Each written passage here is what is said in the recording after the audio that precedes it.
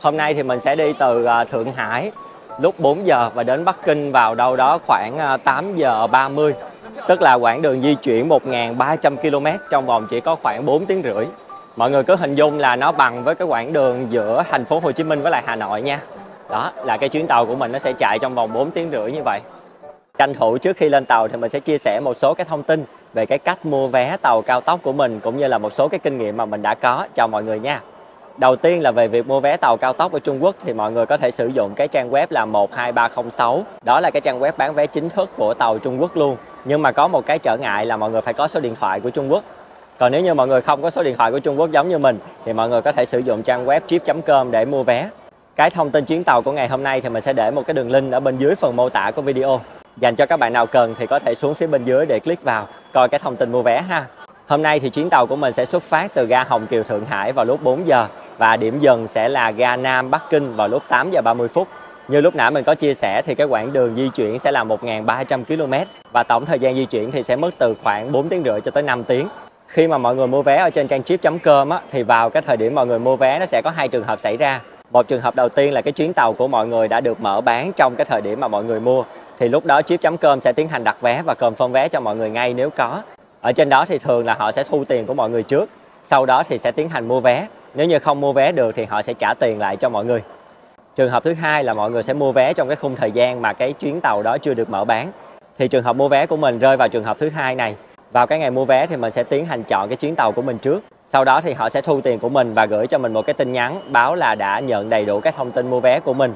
Vào cái ngày mở bán vé thì họ sẽ cố gắng xếp hàng để mua vé cho mình đầu tiên. Nếu có được vé thì họ sẽ gửi cái thông tin vé về cho mình. Còn nếu như không thì họ sẽ trả tiền lại cho mình. Khi mọi người mua vé ở trên trip.com thì sẽ phải trả cho họ một cái khoản phí mua vé. Trong trường hợp của mình trong ngày hôm nay thì cái mức giá của cái vé của mình nó sẽ rơi vào khoảng đâu đó là 2 triệu đồng. Và mình đã phải trả thêm 150.000 đồng Việt Nam cho cái phí mua vé. Thì tổng cộng cái giá vé của mình trong ngày hôm nay là rơi vào khoảng là 2.150.000. Ở trên cái vé thì nó sẽ hiển thị cho mọi người là cái ga khởi hành nè, cái ga đến nè, cái cổng check-in cũng như là cái số vé cho mọi người luôn. Và tất nhiên cũng sẽ hiển thị luôn cái thời gian khởi hành và thời gian đến. Cho nên là mọi người yên tâm là một khi chúng ta đã nhận được vé rồi thì sẽ có toàn bộ những cái thông tin để cho mọi người có thể di chuyển trên tàu một cách dễ dàng nhất ha. Và một lưu ý quan trọng là khi mua vé thì mọi người nhớ điền đúng cái số passport của mình nha. Tại vì khi đến ga thì mọi người sẽ check-in bằng cái passport của mọi người. Nhân viên họ sẽ scan cái passport. Nếu như cái số passport của mọi người đúng rồi thì họ sẽ cho mọi người qua. Sau cái bước check-in này thì mọi người sẽ tới cái bước kiểm tra hành lý. Và có một cái lưu ý mà mình muốn nói với các bạn đó chính là những cái chai xịt như thế này nè ha. Đặc biệt là các bạn nam hay có mấy cái chai xịt khử mùi với lại mấy cái chai cạo râu giống như mình như vậy nè. Thì cái dung tích tối đa mà họ cho phép là 150ml hoặc là 150g. Mọi người nên để cái chai này trong cái ba lô của mình luôn. Tại vì khi mà họ kiểm tra qua cái máy quét họ sẽ hỏi mọi người cái chai này để mọi người đưa ra cho họ. Và họ sẽ kiểm tra cái khối lượng tịnh của cái chai ở trên này để xem có đúng cái khối lượng mà họ quy định hay không. Nếu ok rồi thì họ sẽ cho mọi người qua. Còn nếu như không thì họ sẽ tịch thu cái chai này. Tàu ở bên này thì mình thấy rất là đúng giờ luôn nha mọi người. Tàu đến và đi thì cũng rất là nhanh cho nên là mọi người phải tranh thủ đến ga nè, sau đó tìm cái cổng của mình rồi ngồi đợi. Khi mà có cái tín hiệu check-in một cái là mình phải lên mình check-in. Tại vì chúng ta check-in theo cái dạng của passport mọi người. Thì cái hệ thống của nó rất là chậm luôn. Các bạn nhân viên phải scan đi scan lại nhiều lần thì nó mới nhận. Ở những cái ga như thế này nếu như mọi người mua vé bằng passport giống như mình thì sẽ đến một cái cổng có nhân viên đứng để có thể quẹt cái passport một lần nữa và ra tàu. Còn nếu như mà mọi người sử dụng chứng minh nhân dân của Trung Quốc hoặc là những cái thẻ định cư của Trung Quốc thì đi những cái cổng tự động được nha. Rồi chúng ta sẽ check in ở cổng này. Xí xe. Xong, bây giờ đi xuống ga thôi mọi người ơi. Ở trên đây nó sẽ để cái số hiệu tàu nè, G22 1 tới 8 thì đi về phía bên đây. Toa của mình là toa số 3 ha, cho nên là mình phải đi thẳng tuốt lên trên kia. Và đây là toa tàu.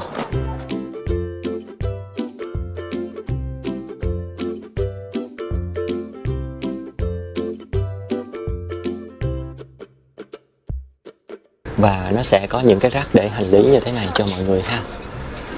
Cũng như là có những cái rác hành lý ở đây nữa. Cho nên mọi người yên tâm có rất nhiều chỗ để. Ghế của mình hôm nay là 17D, tức là ngồi bên trong. Còn A17F thì sẽ ngồi cửa sổ. Bên kia cũng tương tự ha. Ghế A thì sẽ ngồi cửa sổ, còn ghế AC, BC thì sẽ ngồi vào bên trong. Ghế rất là rộng nha. Ở phía trước thì sẽ có khu vực để mọi người có thể treo hành lý này. Có cái bàn ăn và làm việc ở đây. Đấy, giống như trên máy bay ha. Và khu vực để chân thì rất là rộng rãi luôn nha. Mình có thể duỗi chân được một xíu, vừa để một cái ba lô, và nó vẫn còn khoảng cách khá là xa. Ok ha. Và nó cũng có cốc sạc luôn nha mọi người. Mình đang sạc điện thoại ở đây. Đây.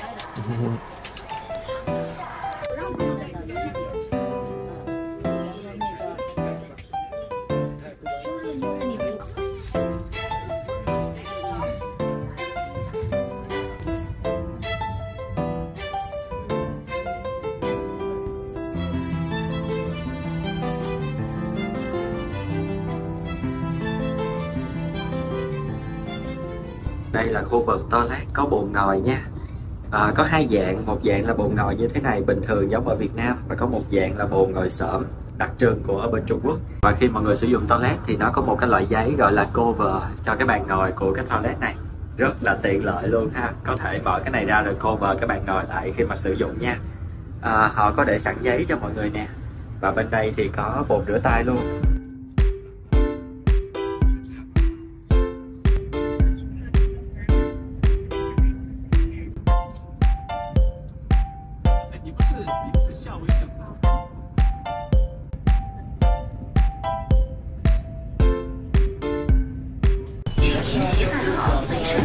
Tàu đã vừa cập bến Bắc Kinh mọi người ơi.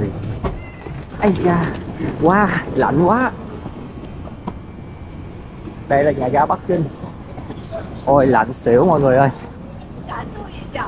Nhiệt độ hiện tại đang chỉ có là 3 độ thôi. Trời ơi, quá là lạnh.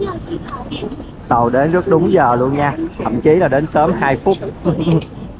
Đây, bước ra một cái là ngay chỗ Subway luôn nha mọi người. Và cũng như ở những thành phố khác thì mọi người khi đến một thành phố nào đó thì nhớ mở Alipay để cài đặt cái thẻ Metro của cái thành phố đó vô. Chúng ta sẽ vô phần Transport và cài cái Metro card của Bắc Kinh vô ha. Mình đã có ở đây rồi, bây giờ mình scan đi qua thôi. Ok, xong. Sau khi đã vào nhà ga rồi thì mình sẽ đi theo những cái bảng chỉ dẫn như thế này để tìm đến cái line mà mình muốn đi. Mình sẽ đi line số 14 cho nên là mình sẽ đi hướng này. Làm sao để mình biết được là mình đi line số 14? Thì mình đã sử dụng bản đồ Baidu, hoặc là mọi người có thể sử dụng Metroman luôn ha. Điền hai cái điểm đến của mọi người vô thì nó sẽ hiện ra cho mọi người. Mình sẽ để ví dụ về cái lộ trình ở bên này cho mọi người coi.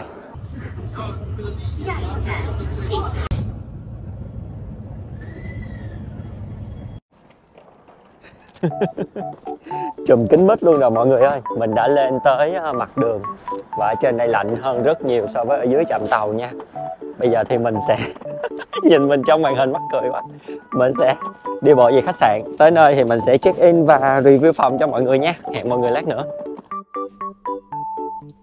Hello mọi người, mình đã về được tới khách sạn và đây là phòng khách sạn của mình.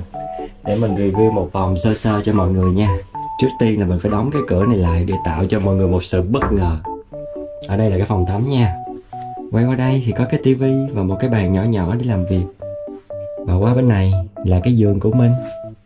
Bên đây thì có khu vực treo đồ với lại cái tủ đầu giường. Và đây là cái cửa vô phòng. Và mọi thứ kết thúc ở đó. Đó mọi người, cái phòng khách sạn ở Bắc Kinh của mình đây. Để mình mở cái này cho nó sáng. Giá của cái phòng này mình đặt ở trên trip.com nha, là 700.000 cho một đêm. Phòng này đáng ra là phòng 2 người, nhưng mà bạn mình đã đi về rồi cho nên là một mình ở cái phòng này. Hên là ở một mình đó nha, chứ ở 2 người mình nghĩ sẽ rất là chật luôn á. Mình cũng không nhớ là tại sao mình đặt cái phòng này. Hình như là những cái phòng ở trong trung tâm thì giá rất là cao ở thời điểm này, cho nên là mình đã không có đặt.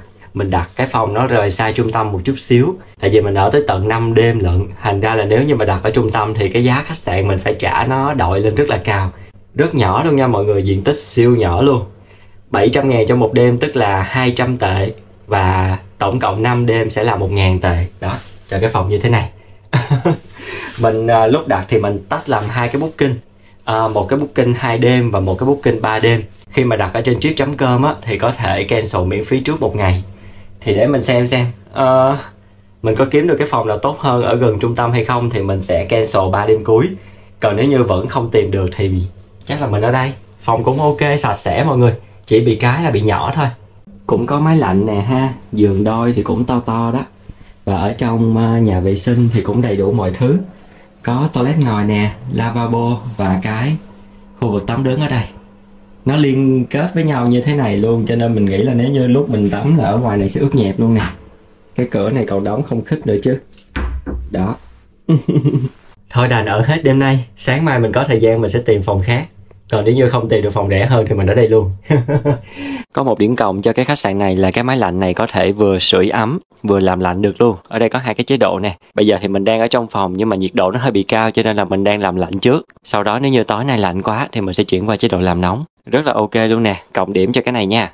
Bây giờ thì mình sẽ đi tắm rồi đi ngủ. Ngày mai mình sẽ tiến cung, ngày mai mình sẽ đi Tử Cấm Thành.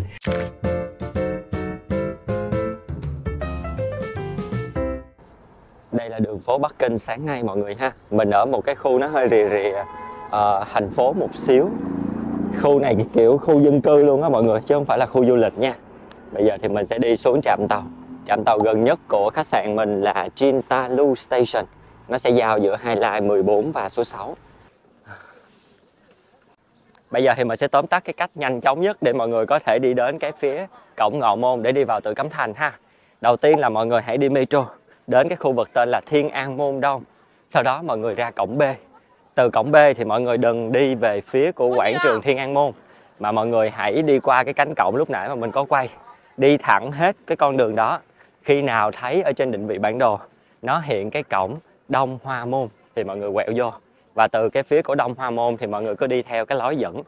Có rất là nhiều du khách thì mọi người sẽ đến được với cổng Ngọ Môn. Khu vực cổng Ngọ Môn là khu vực để mọi người có thể check in cái vé đặt online nha. Bây giờ sẽ có một cái đoạn quay lại trước đây 7 ngày để nói cho mọi người nghe về cái cách mà mình đã mua vé Tử Cấm Thành ha. Đợt này là mình tự mua tất cả luôn, không có thông qua dịch vụ gì hết luôn. Ok, bây giờ sẽ là cái đoạn phim lúc đó khi mà mình còn đang ở Hàng Châu. Bây giờ đang là khoảng 7 giờ 50 tối ở Hàng Châu. Và một tuần sau, từ cái ngày này mình sẽ đi khám phá Tử Cấm Thành ở Bắc Kinh. Cho nên là mình sẽ ngừng mọi hoạt động ở Hàng Châu lại để ngồi canh vé, đặt vé Tử Cấm Thành.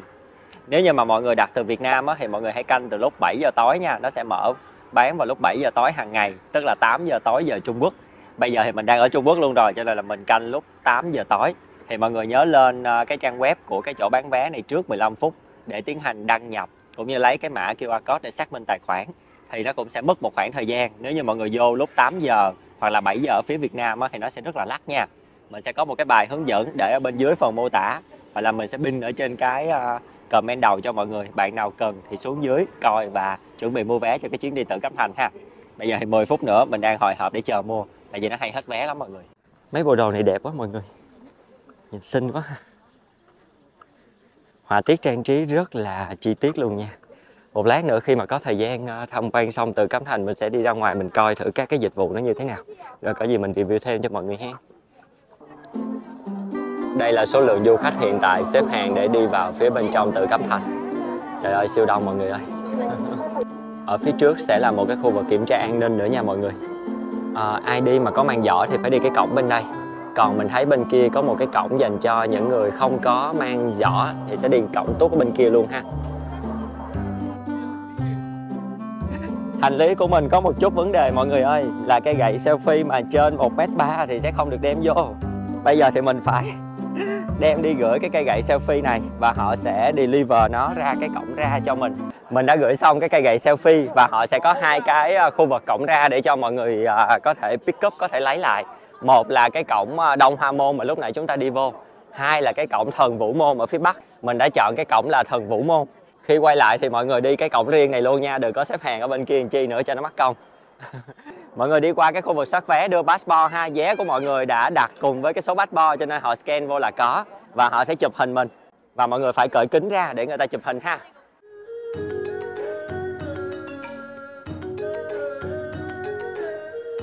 Cánh cổng Ngọ Môn này được thiết kế giống như là hình chữ U mọi người ha, và có 2 tầng. Tầng bên dưới này sẽ là các cái cổng để đi vào và tầng bên trên sẽ là khu vực canh gác. Ngọ Môn là một trong những cánh cổng chính và rất là lớn ở khu vực Tử Cấm Thành này. Sẽ có tổng cộng là 5 cánh cổng để mọi người có thể đi ha. 1 nè, 2 nè, 3 nè, 4 và 5. Và cánh cổng ở giữa này xưa kia chỉ dành cho vua nè, hoàng hậu với lại những người mà thi đỗ những cái chức vị cao trong triều đình thì mới được đi. Và cái con đường chính giữa này thì gọi là con đường đế vương. Bây giờ thì mình sẽ đi vô từ cái cánh cổng ở giữa này luôn. Và ở mỗi cái cánh cổng thì nó sẽ có những cái hàng đinh bằng đồng như thế này mọi người. Tổng cộng là có 9 hàng 9 cột nha. Rồi bây giờ sẽ bước qua cổng Ngọ Môn để đi vào bên trong. Ở phía trước thì bắt đầu chúng ta sẽ nhìn thấy được những cái tòa nhà phía bên trong Tử Cấm Thành. Tiến cung thành công. Wow. Đây là sơ đồ toàn cảnh của Tử Cấm Thành ha mọi người. Cái cổng chính mà chúng ta vào sẽ là cổng Ngọ Môn. Lúc nãy mình có nói mọi người là đi từ cổng Đông Hoa Môn, tức là cổng ở bên đây đi vô ha. Và cái cổng buổi chiều chúng ta đi ra sẽ là cổng Thần Vũ Môn, tức là cái cổng ở trên đây là cổng phía Bắc nha. Trục Bắc Nam của toàn bộ cái công trình nó sẽ là như thế này đây.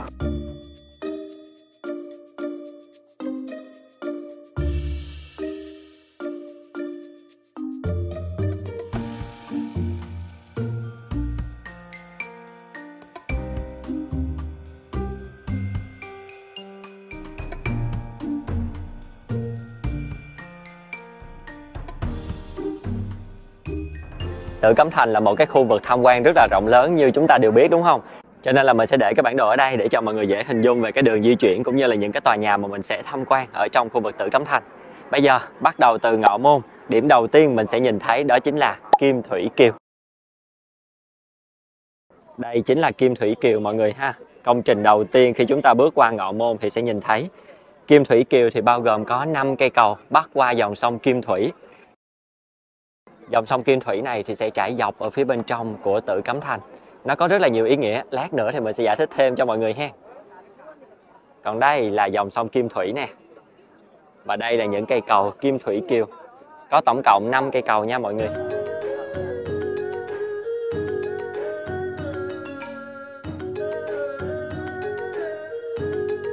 Và đi qua khỏi Kim Thủy Kiều thì chúng ta sẽ đến với Thái Hòa Môn.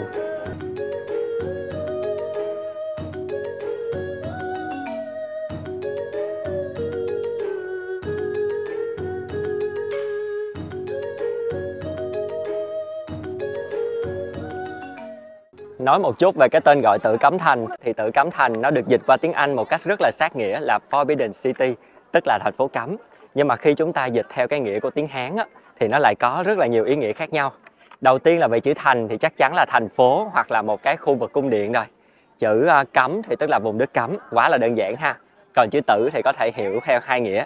Nghĩa thứ nhất ở đây là chữ Tử có nghĩa là con, tức là nhà vua của Trung Hoa thì tự nhận mình là con trời. Thì nếu như dịch chữ Tử theo cái nghĩa con này thì đây là vùng đất dành cho con trời ở. Ý nghĩa thứ hai thì chữ Tử cũng có thể dịch là màu tím. Màu tím theo văn hóa của Trung Hoa thì sẽ đại diện cho ngôi sao Bắc Cực, là nơi ngự trị của vùng thiên đình cũng như có Ngọc Hoàng Thượng Đế ở đó. Vậy thì ở trên trời đã có thiên đình rồi thì ở dưới mặt đất sẽ có Tử Cấm Thành, là một cái vùng đất đối trọng dành cho nhà vua của Trung Hoa ở. Ngày nay thì Tử Cấm Thành còn được biết đến với tên gọi là Cố Cung, tức là cung điện xưa, hoặc là bảo tàng Cố Cung hoặc là bảo tàng cung điện. Toàn bộ cái quần thể cung điện này trở thành một cái viện bảo tàng siêu lớn luôn nha mọi người. Cho nên lúc nãy khi vào cổng thì mình có nói với mọi người là mọi người cứ nhìn cái chỉ dẫn mà nó chỉ về Museum Palace, tức là cái khu vực Tử Cấm Thành này ha. Ở thời điểm hiện tại thì đây là cái khu vực cung điện bằng gỗ lớn nhất trên thế giới luôn, với diện tích lên đến gần 720.000 m2 và có tổng cộng gần 980 tòa nhà, với các cái gian phòng lên đến con số là 999.000. Mình nghĩ cái con số 999.000 này á, nó là một cái con số kiểu giống như là tạo ra để gây cái sự tò mò cho mọi người thôi. Còn theo những cái tài liệu tham khảo mà mình đọc được á, thì cái số lượng gian phòng nó chỉ rơi vào khoảng đâu đó trên dưới 9.000. Nó không có rơi vào cái con số 4 số 9 như vậy. Và khi người ta nói về cái con số 4 số 9 này thì nó có thêm một cái giả thuyết nữa là người ta né cái số 10.000 ra. Tại vì cái số 10.000 là cái số chỉ dành cho thiên đình. Và bên cạnh đó thì con số 9 mọi người thấy hồi nãy giờ nó hay lặp đi lặp lại trong cái lối kiến trúc. Tại vì số 9 thì người ta coi đó là một cái con số cực dương, thường là chỉ dùng cho nhà vua mà thôi.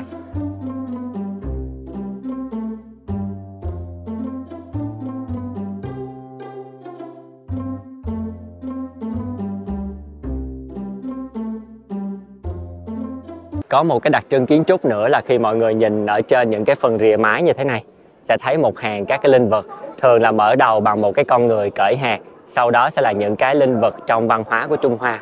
Thì số lượng linh vật ở trên những cái mái như thế này, nó cũng sẽ phản ánh cái mức độ quan trọng của các cái tòa nhà. Mình đang tiến gần lại với Thái Hòa Điện. Đây là một trong những cái công trình kiến trúc bằng gỗ được mệnh danh là bảo tồn tốt nhất ở Trung Hoa đến thời điểm hiện tại.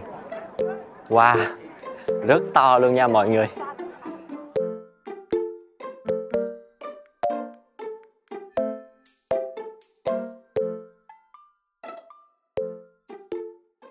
Thái Hòa Điện sẽ là ngôi điện duy nhất ở trong toàn bộ Tử Cấm Thành mà mọi người nhìn thấy ở phần rìa mái có tới 10 linh vật, người ta gọi là hàng thập ha. Thì như mình có nói lúc nãy, số lượng của linh vật ở trên những cái mái này sẽ chứng tỏ cái mức độ quan trọng của các cái tòa nhà. Vậy thì đây là tòa nhà quan trọng nhất ở trong Tử Cấm Thành. Đó, dẫn đầu là một người cởi hạt, cuối cùng là một cái đầu rồng cách điệu và ở giữa là 10 linh vật.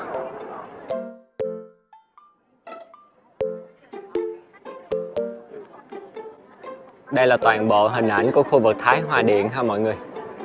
Một ngôi điện rất to ở giữa Tử Cấm Thành luôn. Và ở ngay cái khu vực cửa này khi nhìn vào, chúng ta có thể thấy được cái ngai vàng của nhà vua ở trong đó. Khu vực này nhìn vào cái ngai vàng ở bên trong siêu khó luôn mọi người. Ở trong đó tối thui, không có thấy gì hết.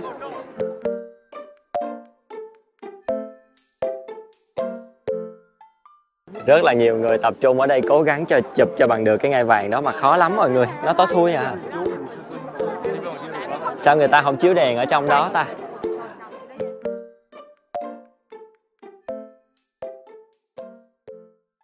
Ở phía trước của Điện Thái Hòa thì sẽ có một cái tháp đồng hồ mặt trời ha mọi người, một phát minh của người Trung Hoa xưa. Nó được nâng bởi một cái bệ đỡ có 4 cái trụ nè, bên trên thì có một cái phiến đá hình tròn và có một cái thanh kim loại xuyên qua. Thì người ta có giải thích là ở hai đầu của thanh kim loại này, đầu bên đây sẽ là hướng chính nam, đầu trên kia sẽ là hướng chính bắc. Và vào những cái thời điểm khác nhau trong ngày thì cái kim đó nó sẽ đổ bóng của mặt trời lên cái phiến đá để cho chúng ta có thể canh thời gian. Và có một điều mình thấy khá đặc biệt nữa là người ta phân chia ra 6 tháng mùa đông thì người ta sẽ xem cái mặt dưới này, còn 6 tháng mùa hè thì người ta sẽ xem cái mặt trên này. Khá là thú vị ha. Mình nghĩ là người xưa người ta cũng đã biết được là có cái sự nghiêng của trái đất đó, cho nên người ta mới phân chia như vậy. Rất là hay luôn. Có một điều rất là thú vị ở khu vực Tử Cấm Thành này là trong quá trình 600 năm tồn tại của nó thì nó chưa bao giờ bị ngập úng. Do là có rất là nhiều cái hệ thống thoát nước.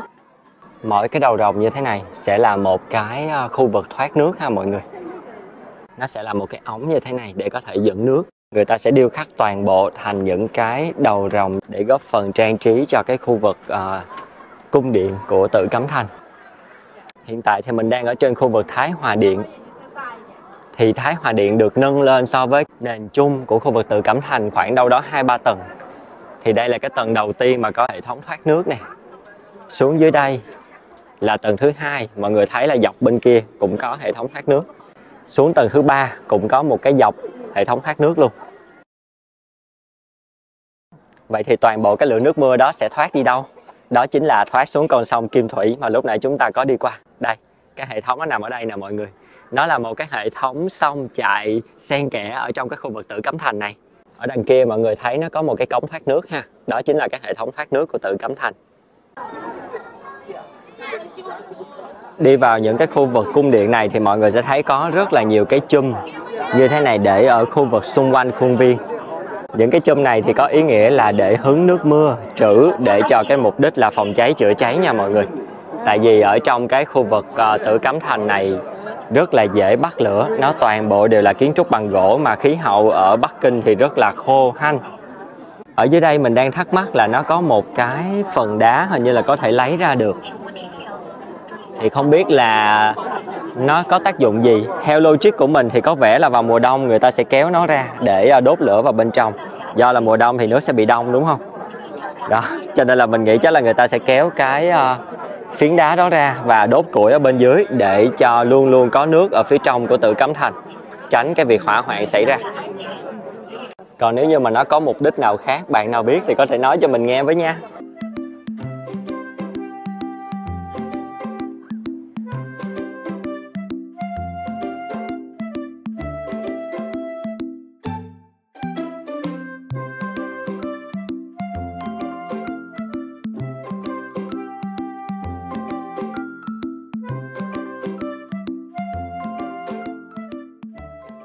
Vực Tử Cấm Thành này thì được thiết kế theo trục Bắc, Nam và Đông, Tây.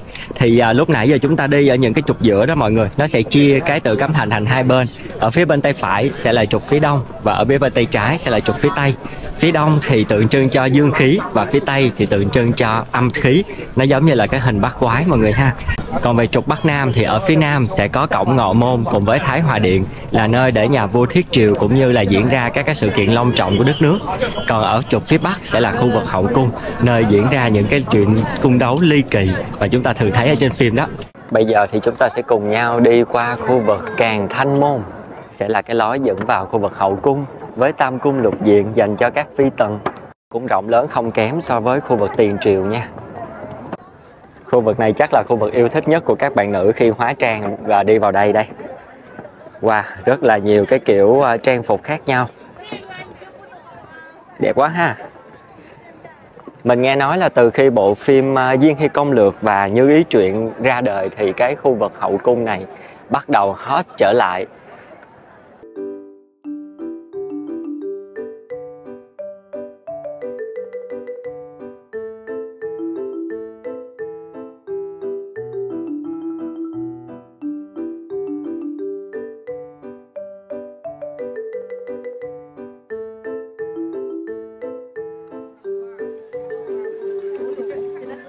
Bây giờ thì mình sẽ bước vào khu vực Lục Cung ở phía đông.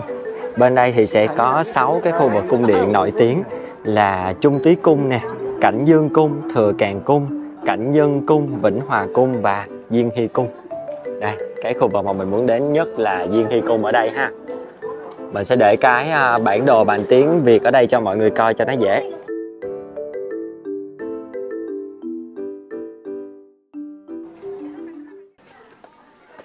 Và đây là lối vào của Diên Hy Cung. Và đây cũng là cái cung điện duy nhất mà mình thấy đang có lá vàng ở thời điểm hiện tại. Wow, nguyên một cái cây ngân hạnh đã vàng lá. Trời ơi, đẹp quá trời. Cuối cùng tôi cũng đã thấy được lá vàng ở Bắc Kinh. Đi mùa thu mà kiếm lá vàng muốn xỉu luôn mọi người. Thời tiết năm nay hơi lạ một xíu. Wow. Quá là đẹp luôn ở cổng vào của Diên Hy Cung. Bây giờ thì vô ha. Diên Hy Cung là một trong những cái khu vực cung điện mà mình thấy có thiết kế lạ nhất ở trong Tử Cấm Thành luôn.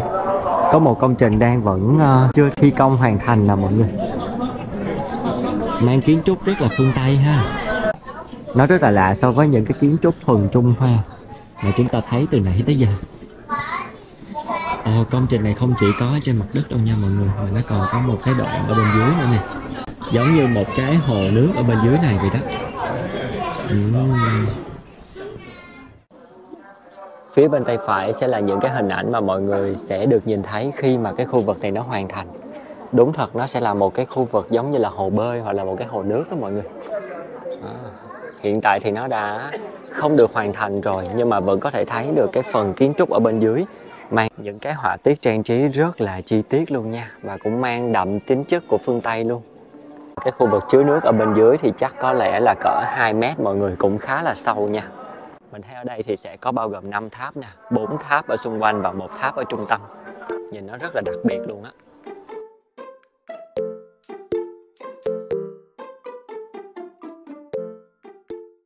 Hồi đó coi phim hay thấy rủ nhau đi dạo Ngự Hoa Viên đó mọi người. Cái mình tưởng Ngự Hoa Viên to lắm. Ai nhẹ ở ngoài đời Ngự Hoa Viên ở trong Tử Cấm Thành nó hơi nhỏ nha. Có vẻ là người ta đi dạo cái Ngự Hoa Viên khác rồi chứ không phải là cái Ngự Hoa Viên ở trong này.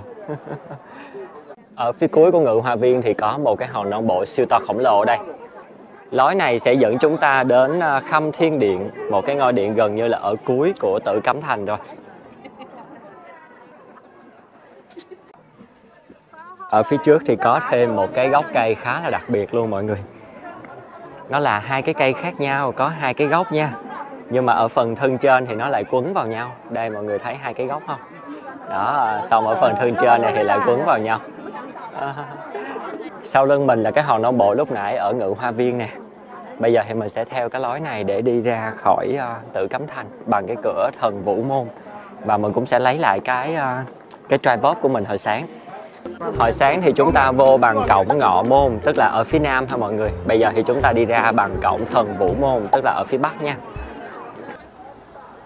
Thần Vũ Môn đang ở bên kia mọi người ha, đông đen luôn. Đi ra cũng đông mà đi vô cũng đông. Bây giờ chắc là mình sẽ thử mua vé lên Cảnh Sơn luôn, để tránh trường hợp mình không có thời gian quay lại. Ôi chà, đông dữ vậy ta.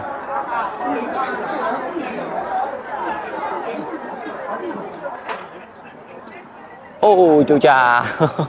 Quá trời đông. Giá vé hình như chỉ có 2 tệ cho một người thôi. Đây là tình hình xếp hàng mua vé mọi người ơi. Không ổn rồi, không ổn chút nào. Mặt trời chỉ còn vài cm nữa là xuống rồi. Mình nghĩ là thôi, hôm nay mình sẽ không lên đồi Cảnh Sơn, mình sẽ đi chỗ khác. Quá là đông luôn rồi nè.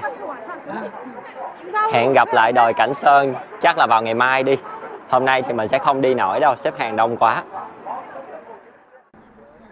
Dọc cái nhánh đường mình đang đi ra Vương Phủ Tỉnh có rất là nhiều những cái hiệu để cho mọi người có thể thuê những cái hán phục nha mọi người. Đây nè, có rất là nhiều loại đồ, nhiều màu sắc và nhiều kiểu hoa văn khác nhau nha mọi người. Đó, tha hồ mà chọn luôn.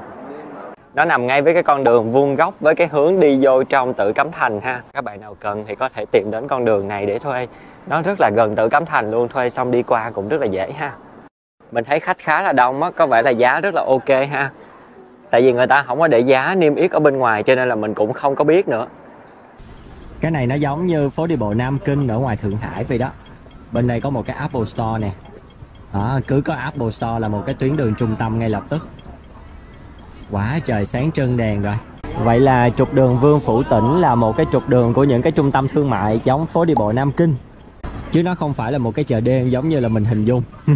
Vậy là mình đã lầm rồi. Nhưng mà ở phía dưới kia mình thấy có vẻ nhộn nhịp. Để mình đi xuống dưới thử xem có bán đồ ăn gì không. Nếu như không thì toàn bộ cái khu đường này toàn là những cái trung tâm thương mại thôi đó mọi người. Và ở trên cái đường này đã có lá vàng rồi. Đẹp quá nè. Trên đỉnh của cái store có một con rồng dễ thương ghê, nhìn nó cưng. Hồi nãy mình thấy có một con gấu trúc cho nên bây giờ mình đứng mình canh thử coi nó có xuất hiện hay không. Đây rồi, con gấu trúc đây rồi mọi người ơi, nó đây nè. Dễ thương quá. Trời, cute chưa? Trời đất ơi, bà nằm bà chơi cái chong chóng kìa.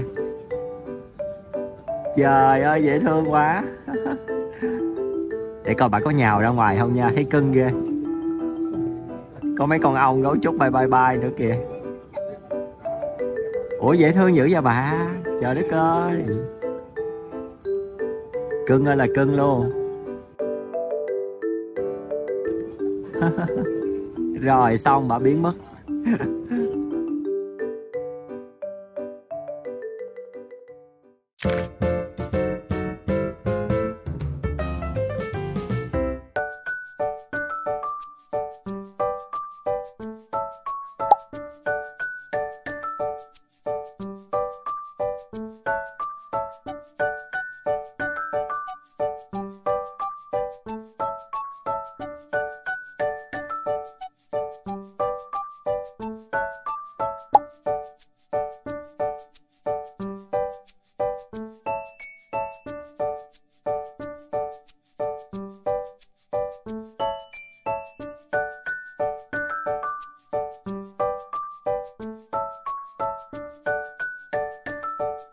Chào buổi sáng mọi người, hôm nay là ngày thứ 2 của mình ở Bắc Kinh. Hôm nay thì mình đã đến được một cái khu vực của Vạn Lý Trường Thành. Đoạn Trường Thành hôm nay mình chọn đi tên là Mu Thiên Du, hay là tiếng Việt là Mộ Điền Dụ mọi người ha. Mình book cái dịch vụ bus tour để đi từ trong trung tâm Bắc Kinh đến khu vực này. Ở đây có một cái bản đồ để cho mọi người có thể hình dung cái khu vực di chuyển trên cái đoạn tường thành Mộ Điền Dụ này ha. Mình đang ở đây của Mu Bus này, thì một lát nữa sẽ có shuttle bus để chở mình về cái hướng này, là cái trạm ở dưới chân núi. Sau đó phải đi bộ lên thì sẽ có 2 lựa chọn. Một là lựa chọn đi vào cổng phía nam để đi cái đoạn thành phía đông bên đây. Hai là đi về cái cổng vào phía bắc để đi cái đoạn thành phía tây ở trên này. Thì cả 2 đoạn thành này mọi người đều có thể đi bằng cáp. Giá vé cáp của mỗi bên khứ hồi sẽ là 140 nhân dân tệ ha. Mọi người có thể mua ở cổng, còn nếu như mà đặt bus này thì lúc nãy ở trên bus thì bạn hướng dẫn viên cũng đã có bán cho mình luôn rồi. Shuttle bus chạy khoảng đâu đó 5 phút là tới được chân núi ha mọi người. Bây giờ thì bắt đầu cái lựa chọn của chúng ta xem là đi về hướng nào. Rồi phải bỏ ba lô qua ngoài trước để chuẩn bị lên cáp. Đây cáp tới. Đây là cái cung đường bên phía đông nha. Ôi đã quá. Ôi thấy được lá vàng xung quanh luôn nè. Mọi người cùng ngắm cảnh với mình nha. Quá trời đã luôn. Không dám quay lại phía sau luôn, sợ rớt đồ. Một lát đi xuống thì sẽ đi cái ván trượt này đây. Có ai sợ độ cao không? Đã ghê. Bây giờ thì chúng ta đang lên tới cái cột cao nhất ở phía trên đây và chuẩn bị tuột qua phía bên kia của sườn dốc. Ôi lắc nha. Đây tuột xuống. Wow, đẹp quá.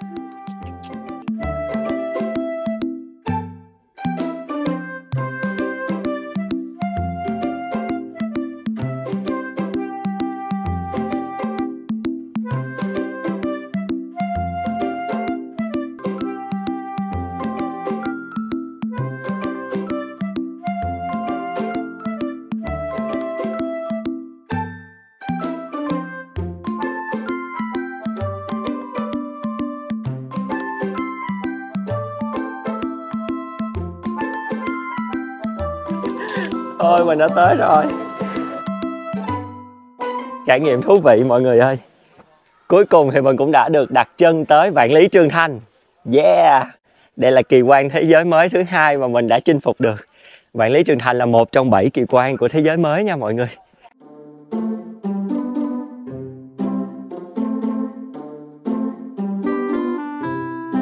Ôi rất là dốc nha mọi người. Ôi siêu dốc. Wow.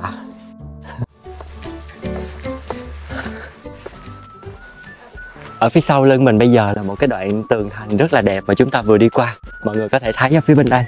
Nó là một cái chòi canh rất là đặc biệt, là kiến trúc duy nhất ở Vạn Lý Trường Thành này. Nó có 3 cái chòi canh liên tiếp nhau và đây là cái đoạn thấp nhất của cái đoạn Trường Thành này.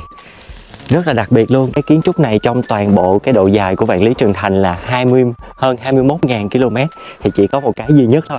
Cho nên nếu như mọi người có đi đến Mộ Điền Dụ thì hãy nhớ check in ở cái khu vực này nha. Những cái tháp canh khác mọi người sẽ thấy là nó theo chiều thẳng đứng như thế này. Còn cái tháp canh này của chúng ta thì nó có 3 cái mái nối liên tiếp với nhau. Và nhân tiện nói về độ dài của Vạn Lý Trường Thành thì như mình có nói lúc nãy là nó dài hơn 21.000 km. Đường xích đạo của toàn bộ trái đất á, thì là khoảng 41.000 km. Tức là nếu như mà ghép những cái đoạn Trường Thành lại thẳng hàng với nhau thì nó sẽ bao phủ được cả một nửa cái trái đất luôn. Công trình quá là vĩ đại luôn ha. Và đây được mệnh danh là một trong những cái công trình mà có thể nhìn thấy được từ mặt trăng. Điều này thì chưa ai kiểm chứng hết, nhưng mà đó là một trong những cái truyền thuyết về cái công trình này. Bây giờ chúng ta cùng đi tiếp ha. Siêu cao, siêu mệt luôn.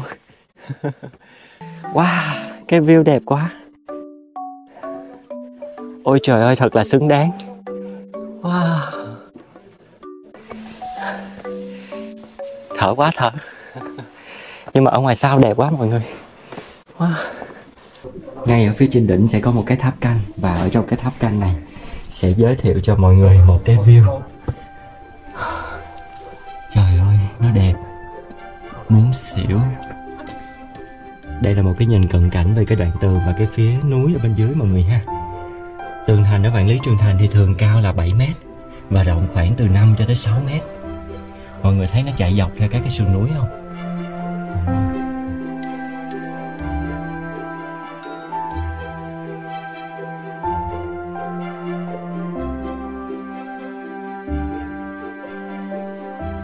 Ở cái tháp canh này thì có thể đi lên trên được luôn mọi người. Ở đằng kia sẽ có một cái đường đi lên. Hơi khó chui lên xíu nhưng mà cố gắng ha, chui lên thấy được cái view đẹp lắm nè. Đây.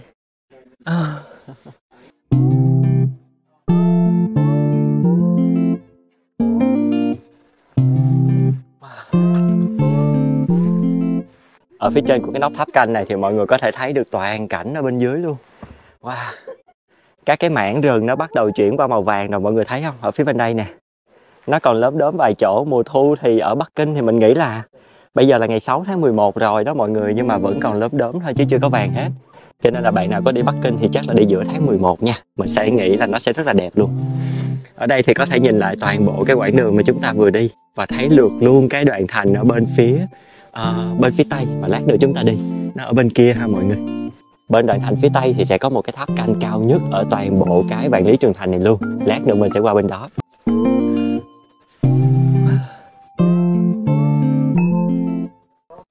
Bây giờ thì mình sẽ tranh thủ để đi xuống lại cái khu vực cáp treo, quay trở về cái khu vực cổng lúc nãy và đi qua cái cổng phía Bắc để lên cái đoạn thành phía Tây. Vạn Lý Trường Thành này thì có tuổi đời lên tới 2.500 năm tuổi rồi mọi người. Nó đã được xây dựng những cái đoạn đầu tiên từ thế kỷ thứ 5 trước công nguyên. Và đến cái thời của Tần Thủy Hoàng thì bắt đầu tiến hành khởi công xây dựng lại. Và từ cái thời điểm đó trở đi thì cái việc xây dựng Vạn Lý Trường Thành nó kéo dài đến tận nhà Thanh luôn. Mình sẽ làm một cú máy chấn động ở đây.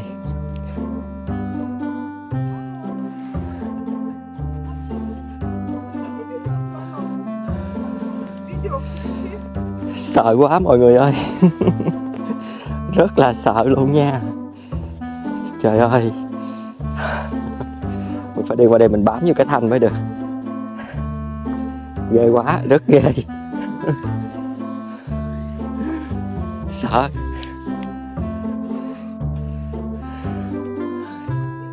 Hồi nãy leo lên thì mệt mà bây giờ leo xuống thì sợ nha. Phải bám vô cái thanh bên đây thôi. Bây giờ thì bye bye đoạn tường phía đông. Mình sẽ đi cái xe máng trượt để đi xuống dưới và đi qua đoạn tường phía Tây. Thật ra là ở trong trung tâm của thành phố Bắc Kinh đi ra đây thì có rất là nhiều cách khác nhau. Nếu như mọi người tự đi bus thì sẽ chủ động được thời gian hơn. Còn nếu như mình đi bus theo cái kiểu đặt như thế này nè thì phải đi theo cái giờ của người ta. Nhưng mà thực ra người ta cho tới 5 tới 6 tiếng để khám phá cái khu vực Trường Thành lận. Cho nên mình thấy rất là ok. Tại vì nếu như đi tự túc thì mình cũng đi như vậy thôi. Nhưng mà rất tốn thời gian di chuyển nha. Mình search thử cái bus đi từ trong trung tâm của Bắc Kinh đi ra đây là đi 2-3 chặng luôn. Và mất khoảng 3 tiếng đồng hồ mới ra tới đây. Còn hồi sáng cái bus của mình thì chỉ mất khoảng 1 tiếng rưỡi là ra tới đây rồi mọi người ha. Rồi bây giờ xếp hàng chờ trượt xuống.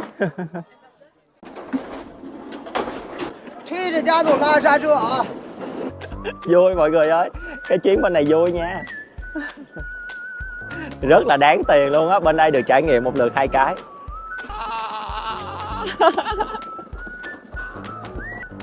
Wow, đẹp quá. Quá đã, quá đã.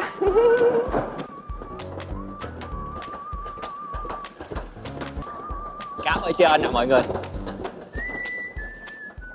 Mình rất là thích cái cách nó đi lên với lại đi xuống. Đi lên thì bằng cái kiểu cáp treo ghế ngồi hồi nãy mình có quay đó. Đi xuống thì bằng cái ván trượt. Bây giờ thì mình sẽ đi thẳng vô bên trong này để đi qua cái đoạn tường thành phía Tây. Đoạn tường thành phía Tây này thì sẽ đi cái cáp treo kiểu cáp treo đóng á, cáp treo truyền thống á mọi người. Mọi người yên tâm là người ta xếp cáp theo cặp với lại theo gia đình ha. Xia. Mình đi một mình thì một mình một cáp luôn. Quá đã. Đi cái cáp này thì nó không có vui bằng cái cable quay hồi nãy mọi người. Cái ghế ngồi á, ngồi lên mà nó thoáng ở bên ngoài á, đi nhìn nó vui hơn. Đi cái cáp này hơi nóng nha, hơi nóng.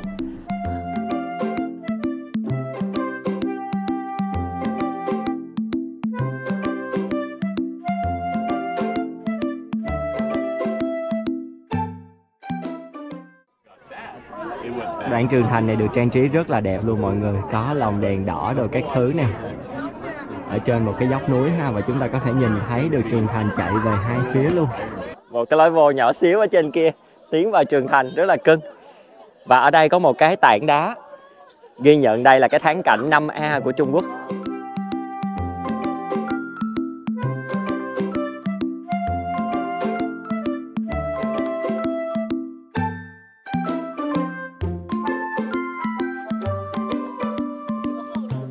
Rồi chúng ta đã lên được tới Trường Thành. Theo cái hành trình người ta nói thì ở đây sẽ đi khoảng 2 tiếng rưỡi đồng hồ nha mọi người. Bây giờ đang là 1 giờ kém 20. Mình phải rút gọn cái hành trình của mình xuống còn đâu đó khoảng 1 tiếng rưỡi đồng hồ thì mới có thể ra lại kịp cái khu vực chờ xe bus cho nó đúng giờ với đoàn. Đoạn thành bên đây thì khởi đầu nhẹ nhàng hơn, nó không có cái bậc thang dốc giống như là ở bên phía đông. Cảnh quan khác biệt hoàn toàn so với cái tường thành mà chúng ta đi lúc nãy luôn ha. Ở bên đây thì cây rụng lá hơn rất là nhiều rồi, bên kia còn vàng vàng chứ bên đây là rụng sạch. Cảnh quan bên này nhìn buồn hơn, nhưng mà cái đoạn Trường Thành nhìn nó trùng điệp hơn, một cái không gian mở hơn so với ở bên kia mọi người. Ở bên kia thì không gian nó hơi hẹp do cái dốc lên xuống nó bị cao quá, còn bên đây thì nó lài nè, chúng ta thấy được hết toàn bộ những cái Trường Thành ở phía xa luôn. Mình phải đến được cái tháp canh cao nhất mới được, tại vì đến đó rồi thì mới được công nhận là hảo hán. Mọi người biết cái câu mà bất đáo Trường Thành phi hảo hán không? Hôm nay mình quyết tâm làm hảo hán cho bằng được. Ok, đi với mình ha.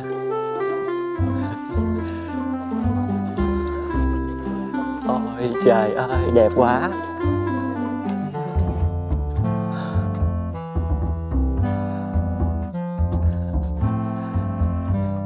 Siêu đẹp, siêu đẹp. Hồi sáng nay mình còn nói dở một số câu chuyện về Vạn Lý Trường Thành. Ở cái đoạn Trường Thành mà chúng ta đi ngày hôm nay là mộ Điền Dụ, là một trong những cái đoạn Trường Thành nổi tiếng nhất trên thế giới, và nó được công nhận là một trong 10 cái điểm đến hấp dẫn nhất trên thế giới luôn. Và cũng chính đoạn tường thành này là cái đoạn tường thành mà tiếp đón rất là nhiều chính khách khi mà họ đến với lại Trung Quốc và đi khám phá cái Vạn Lý Trường Thành. Cho nên là cái đoạn Trường Thành này á mọi người, bạn nào mà đi du lịch solo thì nhớ là đi cái đoạn Trường Thành ở bên đây. Nó vừa vắng mà còn vừa đẹp nữa. Còn nếu như mọi người đi đoàn thì chắc là phải đi bên Bát Đạt Lĩnh rồi. Mình cũng chưa có đi ở bên Bát Đạt Lĩnh, nhưng mà nghe nói bên đó rất là đông, tại vì khách đoàn rất là nhiều. Mọi người thấy Trường Thành nó kéo dài không? Nó sẽ kéo dài từ phía đông qua khoảng phía tây của Trung Quốc. Không hẳn là phía tây á mọi người, nó chạy ngoằn ngoèo nha. Xuyên qua đâu đó khoảng 6 tới 8 tỉnh thành. Lại là một cảnh đẹp khác khi bước qua khỏi cái tháp canh. Điểm cực đông của Trường Thành là ở Sơn Hải Quan, ở phía đông ha mọi người. Và nó kéo dài đến khu tự trị Duy Ngô Nhĩ ở Tân Cương. Rất là dài luôn. Mục đích của việc xây dựng Vạn Lý Trường Thành là để chống lại sự xâm lược của những cái đội quân ngoại bang. Thông thường thì cái chiều rộng của cái Trường Thành này nó sẽ rơi vào khoảng đâu đó 5 tới 6 mét. Và cái khoảng cách từ cái mặt Trường Thành đến phía dưới mặt đất là khoảng 7 mét. Đây là tầm nhìn của mình ở thời điểm hiện tại. Và đây là mình ở thời điểm hiện tại. Lột tất cả mọi thứ rồi mọi người ơi, rất mệt luôn. Rất là mệt luôn. Mình không ngờ cái đoạn này nó lại khủng khiếp tới như vậy luôn á. Sự cái đoạn này thử thách nha, rất thử thách luôn. Đúng kiểu là dốc thượng luôn đó. Hết nổi. Cứ cỡ 20-30 bước là phải đứng lại. Mai mốt mình già mà mình coi lại cái đoạn này chắc mình cười xỉu. Giờ cũng đâu trẻ trung gì đâu trời. Mệt đó, cái nhìn mấy cô mấy chú leo được lên tới đây cái cảm thấy có động lực. Một cái đường rất hẹp và rất dốc luôn nha mọi người. Dốc gần như là thẳng đứng luôn đó. Tới rồi. Trời ơi. Muốn xỉu. Mình đoán đây là cái cục đá bất đáo Trường Thành phi hảo hán. Và đây là toàn bộ cảnh vật nhìn từ đoạn Trường Thành cao nhất ở phía này.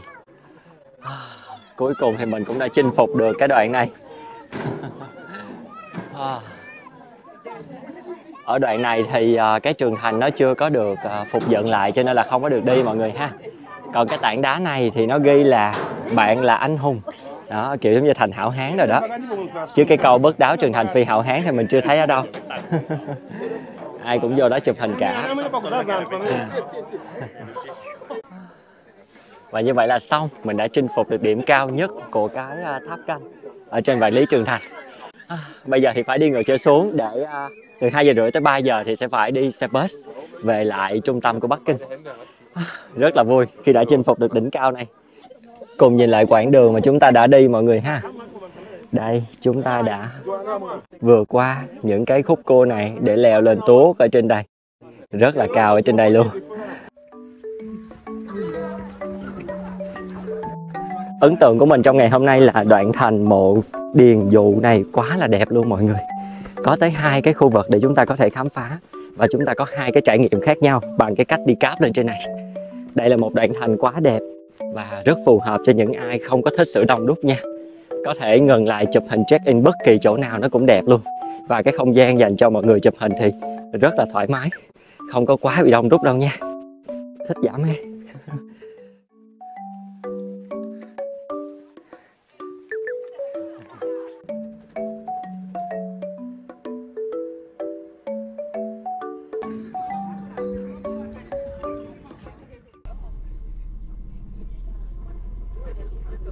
Mình đã về lại trung tâm thành phố Bắc Kinh. Trời đang hoàng hôn luôn, đẹp quá. Bây giờ thì mình quyết định là mình sẽ đi đến cái tòa nhà nổi tiếng ở Bắc Kinh, tòa nhà hình cái quần. Thì có mọi người, tòa nhà đó được mệnh danh là tòa nhà hình cái quần. Nó là trụ sở của cái gì ta, đài truyền hình quốc gia của Trung Quốc thì phải, là CCTV, tòa nhà CCTV. Nó khá là gần với lại khu mình ở, cho nên là bây giờ mình sẽ đi qua tòa nhà đó. Nói tên của cái tòa nhà xong mắc cười dễ sợ. Đi với mình mọi người ha.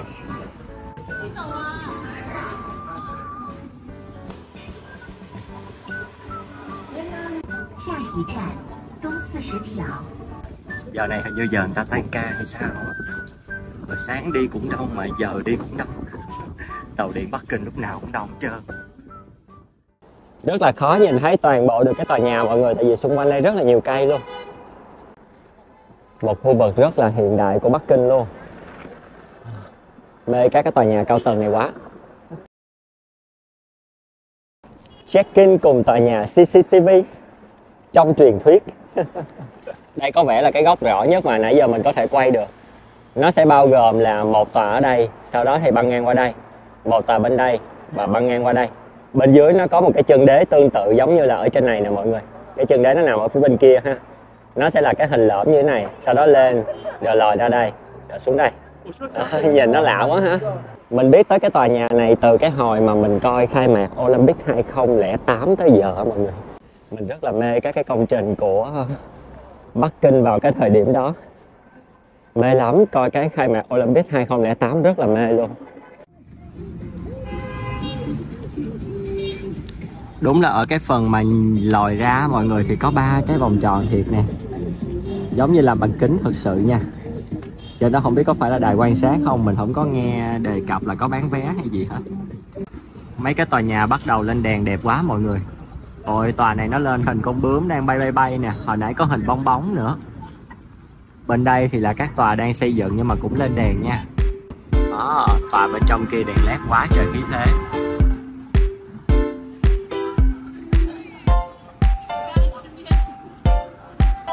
Tiếp tục là series những tòa nhà lên đèn hết trơn hết trọi rồi, nhìn đã ghê mọi người, đã con mắt ghê á.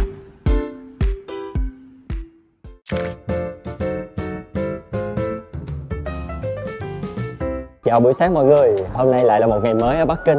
Và sáng hôm nay là sáng ngày thứ 3 của mình ở đây rồi. Hôm nay thì mình sẽ một lần nữa quay lại quảng trường Thiên An Môn. Vé miễn phí nha mọi người có thể đặt trước. Mình sẽ để một cái video hướng dẫn ở đây cho mọi người ha. Mọi người vào WeChat rồi copy cái tên tiếng Hoa của Thiên An Môn rồi mọi người để lên cái phần tìm kiếm. Nếu mọi người muốn đi quảng trường Thiên An Môn á, thì chọn cái ở trên nha. Còn nếu như muốn đi cái cổng thì chọn cái ở dưới. Cái phần đi cái cổng Thiên An Môn ở dưới á, thì phải đăng ký trước 7 ngày và phải có số điện thoại Trung Quốc. Thành ra là mình không đăng ký được, mình bỏ qua luôn. Còn cái quảng trường Thiên An Môn thì có thể đăng ký trước 1 ngày là tối thiểu và tối đa là 7 ngày. Cho nên rất là dễ để đăng ký ha. Khung thời gian sớm nhất mình chọn là từ 6 giờ 52 cho tới 12 giờ. Chỉ cần điền các cái thông tin cá nhân của mọi người vào là đã có thể lấy được cái vé rồi.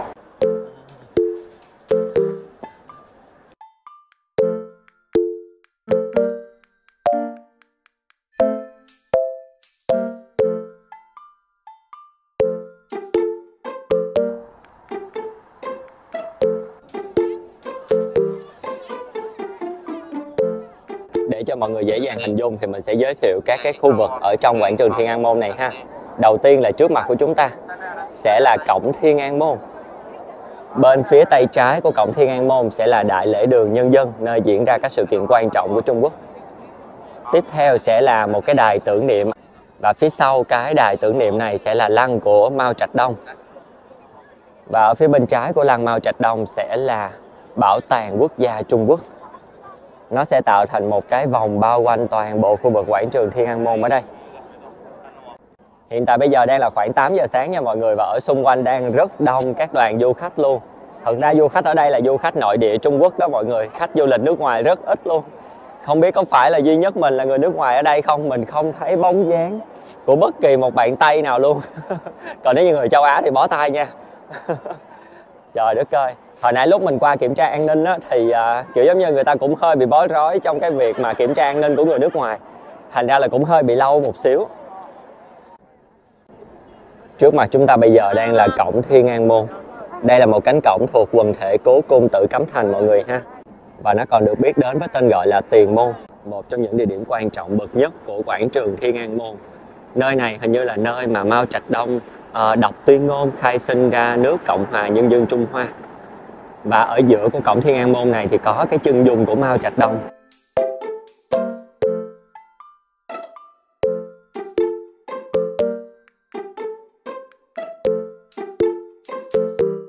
Điều đặc biệt của bức chân dung Mao Trạch Đông được treo ở giữa cổng Thiên An Môn đó chính là nó không phải là hình chụp nha mọi người, mà nó là một cái bức tranh vẽ. Mỗi năm thì sẽ có một họa sĩ được chọn để vẽ mới bức tranh này. Mình đã tham quan xong khu vực quảng trường Thiên An Môn, một trong những nơi mà kiểu sóng gió nhất trong cái cuộc hành trình này mà mình đã tham quan. Phải đến tận 3 lần mới đặt chân vô được trong này. Cách dễ nhất để cho mọi người có thể đến được khu vực quảng trường Thiên An Môn mà không bị đi bộ quá nhiều, đó chính là sử dụng hệ thống metro lai tàu số 2 đến trạm Chiên Mễn và mọi người ra cổng exit A. Nó sẽ nằm ở phía đằng này nè mọi người. Sau đó thì sẽ có một cái đường underpass đi bộ dưới lòng đất để cho mọi người có thể qua cái khu vực check an ninh với lại check vé ở phía bên kia đường.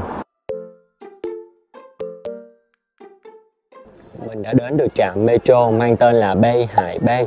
Mọi người hãy đến cái trạm này rồi đi ra cổng exit B nha. Và đi thêm vài trăm mét nữa thì có thể vào trong Cung Vương Phủ.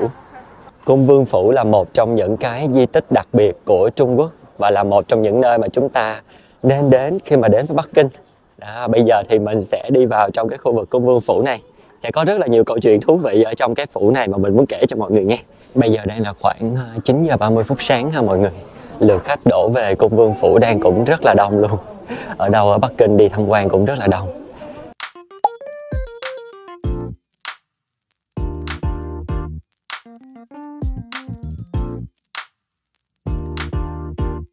Mình đã mua vé thành công rồi nè mọi người ha. Mọi người đến cái khu vực mua vé và vào quầy số 5 nha. 40 nhân dân tệ mọi người ha. Sẽ có một cái mã QR code ở đây cùng với cái bản đồ để cho mọi người tham quan. Cung Vương Phủ là một trong những cái phủ vương gia được bảo tồn tốt nhất và là cái phủ duy nhất được mở cửa để đón du khách ở Trung Quốc luôn đó mọi người. Cái tên Cung Vương Phủ của khu vực này xuất phát từ vị chủ nhân cuối cùng của cái biệt phủ này là Cung Thân Vương Dịch Hân. Thành ra là nó có tên là Cung Vương Phủ mọi người ha. Còn về vị chủ nhân đầu tiên đó chính là Hòa Thân. Chắc là mọi người cũng từng nghe qua cái tên gọi này trong những cái bộ phim lịch sử Trung Quốc rồi đúng không? Công trình này sẽ gắn liền với tên tuổi của Hòa Thân, cái vị tham quan cực kỳ nổi tiếng. Khu vực đầu tiên mà chúng ta ghé thăm sẽ là khu vực biệt phủ. Ở Cung Vương Phủ này thì sẽ có hai khu kết hợp, một là biệt phủ, hai là hoa viên. Bây giờ chúng ta đi biệt phủ trước nha. Nói một chút về Hòa Thân thì ông là một cái vị vương gia, cũng đồng thời là một vị tham quan rất là nổi tiếng trong lịch sử của Trung Hoa. Kiểu giống như là dưới một người nhưng mà trên vạn người vậy đó mọi người. Và theo truyền thuyết thì ông có một cái câu nói rất là nổi tiếng là thứ gì nhà vua có thì ta cũng phải có, thứ gì nhà vua không có ta vẫn phải có cho bằng được. Cũng chính vì cái sự hơn thua này cũng như là cái lối sống xa hoa cho nên là ông tôn tạo cái khu vực phủ của mình nó giống như là một cái hoàng cung thu nhỏ vậy đó mọi người. Và có một điều đặc biệt trong phong thủy của Cung Vương Phủ. Người ta nói rằng ở Bắc Kinh thì có hai cái long mạch. Một long mạch đầu tiên là long mạch khô thì nằm ở Tử Cấm Thành. Và long mạch thứ hai người ta gọi là long mạch nước. Và Cung Vương Phủ thì nằm trên cái long mạch đó luôn. Chính vì cái điều này mà lát nữa chúng ta sẽ khám phá thêm câu chuyện là vì sao có rất nhiều cái công trình trong Cung Vương Phủ này ăn cắp từ Cố Cung. Nhưng sau khi người ta phát hiện ra lại không dám đem nó ngược về Cố Cung.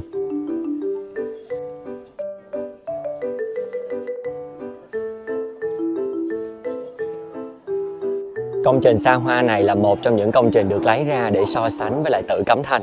Thì người ta có một cái câu nói là một cung vương phủ thì bằng một nửa bộ sách của Triều Thanh, chứng tỏ cái mức độ quan trọng về văn hóa, lịch sử cũng như kiến trúc của nó trong lịch sử của Trung Quốc.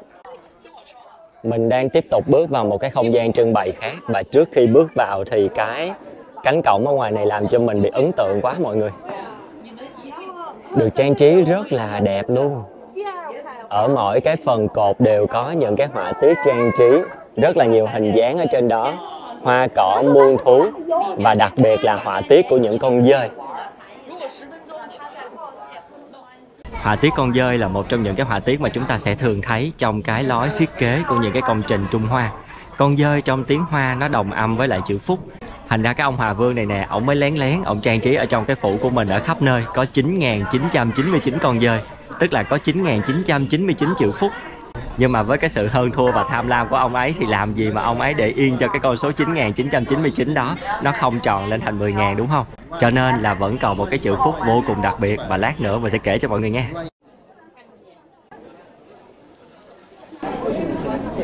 Và đây là cái gian nhà cuối cùng trong cái phủ đệ ha mọi người. Ở đây với mỗi cái cửa sổ này, ông ta làm những cái hình dáng khác nhau. Mọi người biết để làm gì không? Để ổng đánh dấu xem cái gian phòng nào là ổng đang cất giữ cái báu vật nào đã lấy được từ cố cung, hoặc là vòi vĩnh được từ các cái quan chức khác. Mỗi ô cửa sổ thì đều có những cái hình dáng khác nhau luôn mọi người. Có cái thì giống như là hai cái vòng tròn đan vào nhau nè, có cái thì giống như là hình hoa, có cái thì hình thoi, hình lục giác, rồi hình vuông. Mỗi cái thì đều có những cái ký hiệu riêng, giống như là của riêng ổng vậy đó, để ổng biết xem là ổng cất cái gì ở trong cái gian phòng đó. Có những cái mình nhìn nó giống như hình của cái túi tiền vậy đó mọi người. Ví dụ như cái này, cái trước mặt mình này nè, nó vừa có hình con dơi rồi vừa có hình cái ví nữa. Ông này quá trời chiêu trò rồi. Tổng cộng số lượng gian phòng ở đây mình đếm được là ở bên tay trái thì khoảng đâu đó 24 cái. Còn ở phía bên tay phải là đâu đó khoảng 20 cái. Tổng cộng chắc gần 40 mấy cái gian phòng nha mọi người. Chứng tỏ cho cái việc ông này đúng là tham quan số 1 của lịch sử Trung Quốc luôn đó mọi người. Quá trời quá đất, nguyên một cái gian nhà dài thon. Chứa cái gì mà chứa dữ vậy ông nội. Hôm trước nếu như mọi người có cùng mình tham quan Tử Cấm Thành thì mọi người cũng có nghe mình nói là sao cái Ngự Hoa Viên nó nhỏ quá. Thì bây giờ chúng ta sẽ gặp một cái phiên bản Ngự Hoa Viên lớn hơn gấp 2,5 lần ở trong cung Vương Phủ. Mọi người coi ổng gan không? Ổng dám xây Ngự Hoa Viên lớn hơn nhà vua gấp 2,5 lần. Và đây là cánh cổng để đi vào Ngự Hoa Viên của cung Vương Phủ mọi người ha. Có một cái kiến trúc rất là Tây Dương luôn. Mà mình cứ thắc mắc hoài là sao cái ông này ổng xây những cái công trình kiểu giống như nó lộ lộ trước mắt. Những cái bằng chứng buộc tội của ổng nó cứ lộ lộ trước mắt đó mọi người ha. Đúng là cái khu Ngự Hoa Viên này nó to hơn ở trong Tử Cấm Thành rất là nhiều luôn nha. Người ta nói rằng là ở trong Ngự Hoa Viên này á thì ông ta cho xây dựng tới 2 cái núi. Một cái núi thì ông chứa một cái con gì ta, con tỳ hưu. Con tỳ hưu khắc bằng ngọc quý, mà hoàng thượng cũng có một con, ông cũng có một con, nhưng mà con của ông bự hơn. Ông giấu trong một cái núi để ông trứng cặp đó mọi người, trứng cái long mạch đó. Còn cái núi còn lại á thì ông ăn cắp nguyên một cái bia đá. Cái bia đá đó rất là đặc biệt với lịch sử Trung Quốc và người Trung Quốc cũng rất là thích cái bia đá đó luôn. Hôm bữa trong Ngự Hoa Viên ở Tử Cấm Thành mình không có thấy hồ nước nha. Không những mà ổng xây rộng hơn 2,5 lần mà ổng còn có nhiều thứ hơn ở trong Tử Cấm Thành nữa. Một trong những cái bí mật mà khi người ta tìm ra, người ta biết là nó bị ăn cắp ở trong cố cung nhưng người ta cũng không dám tháo dỡ để đem về. Bây giờ mình xếp hàng đi vô trong đó, cùng mọi người ngắm nhìn cái báu vật này. Đây cũng chính là ngọn núi thứ 2 mà lúc nãy trong câu chuyện 2 ngọn núi mà mình muốn kể cho mọi người. Cái lối vào của ngọn núi này nó sẽ nằm ở đây. Nhưng chúng ta chưa được vào vội đâu, phải xếp hàng thôi. Hàng rất dài luôn. Lanh quanh 2-3 đường nha. Và ở trước cửa hàng sẽ cho chúng ta một cái chú thích liên quan tới chữ phúc lớn do vua Khang Hy viết. Chữ phúc trong tiếng Hoa á, mọi người thì sẽ bao gồm có 5 cái yếu tố ghép lại với nhau là tử tức là con nè, rồi tài tức là tiền nè, đa tức là nhiều nè, điền nè tức là ruộng đất và thọ tức là tuổi thọ. Thì khi mà 5 cái yếu tố này nó tổng hợp lại thành một chữ thì nó ra cái chữ phúc. Thành ra người ta nói là cái chữ phúc mà do vua Khang Hy này viết thì rất là quý báu, nó chỉ có một trên đời thôi. Mà cái ông Hà Vương này ổng lại ăn cắp từ trong cố cung đem về tận cái cung vương phủ của ổng để. Sau đó thì ông xây dựng một cái núi chùm lên cái chữ phúc này để che giấu cái báu vật này. Đây sẽ là cái đường vô để chúng ta có thể đến được cái chữ phúc mà người ta thường gọi là thiên hạ đệ nhất phúc. Người Trung Quốc rất là thích vào cái khu vực hang này để sờ cái chữ phúc đó, lấy phúc đức cho bản thân mình. Đây là chữ phúc mà ai cũng muốn sờ vào đây mọi người. Vẫn chưa thấy được. Đó, người ta đang sờ. Thật ra là sờ vào cái kính ở phía ngoài chữ phúc nha. Đây là chữ phúc do vua Khang Hy viết. Sờ một xíu để được thấy phúc đức nha. Một lượt sờ là rất nhanh luôn nha. Cho nên là muốn sờ lần nữa thì phải xếp hàng vô một vòng nữa. Chưa kịp nhìn thấy rõ luôn mọi người ơi. Chắc là mình đi thêm một vòng đi ha. Mình vừa mới coi lại cái cách sờ cái chữ phúc này làm sao cho đúng. Thì người ta nói là phải sờ hết tất cả các cái bộ chữ ở trong đó để sao cho nó chạm được vào 5 cái chữ mà lúc nãy mình có nói là tử, tài, đa, điền, thọ. Bây giờ mình phải vô mình sờ lại. Hồi nãy mình sờ bên cái khung mọi người. Hồi nãy mình sờ bên cái khung viền là không có dính chữ phúc gì luôn. Giờ vô sờ lại nha. Thấy sờ sai rồi thì vô sờ lại. Phải sờ cho đúng nha mọi người. Mặc dù là sờ thông qua lớp kính nha, nhưng mà cũng kiểu là gì ta, niềm tin đó. Cho nên là bây giờ phải vô sờ lại cái lớp kính ở bên ngoài và sờ bằng 2 tay. Sờ sao cho đầy đủ 5 cái yếu tố đó nha. Đi vào lại thêm một lần nữa thì mình mới để ý là cái phần này giống như cái đầu của một con rồng mọi người ạ. Có 2 cái sừng hai bên nè. Đó, có nhiều chỗ đá người ta sờ mà nó nhẵn mịn luôn á. Giống như là đang bước vào cái miệng rồng ha. Rồi lượt này là phải sờ lại cho đúng nha mọi người ơi. Sờ 2 tay nha, sờ hết tất cả các bộ chữ ở trong đó nha. Mình vừa mới sờ lại chữ phúc một lần nữa bằng 2 bàn tay của mình. Và mình sờ 2 lần cho nó chắc. Cái chữ phúc này nè mọi người, thì sau khi mà cái ông Hòa Thân này ông lấy được ở trong cố cung về đó, mà mình cũng biết ông lấy bằng cách nào mà không ai phát hiện người ta, thì ông mới đem về vương cung phụ của ông tạc vô trong cái vách núi đó và ông bọc kín lại hết luôn. Cho đến khi người ta phát hiện ra thì chữ phúc đó nó đã dính chặt ở trong cái khối núi đó rồi. Và giống như mình có nói lúc nãy thì cái vương cung phủ này nó nằm ở trên một cái long mạch gọi là mạch nước, đúng không? Cho nên là các cái vị vua khi mà họ phát hiện ra thì họ rất là muốn đem về trở lại cố cung, nhưng mà họ sợ là động tới long mạch. Cho nên tới thời điểm hiện tại thì cái chữ phúc độc nhất vô nhị của vua Khang Hy này vẫn nằm ở đây trong cung vương phủ. Rồi bây giờ chúng ta cùng nhau đi lên cái dốc này ha. Wow, đẹp quá à. Ở trên mọi cái cột thì đều có một cái bức tranh mọi người ạ.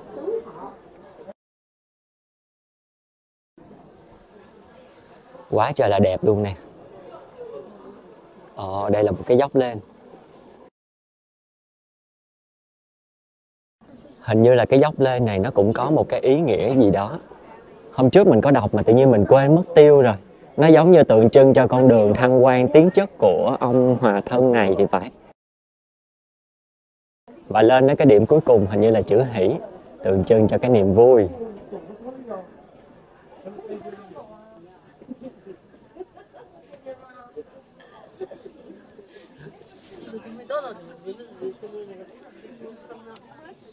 Phía bên còn lại thì cũng là một cái dãy hành lang đi xuống lại luôn ha mọi người.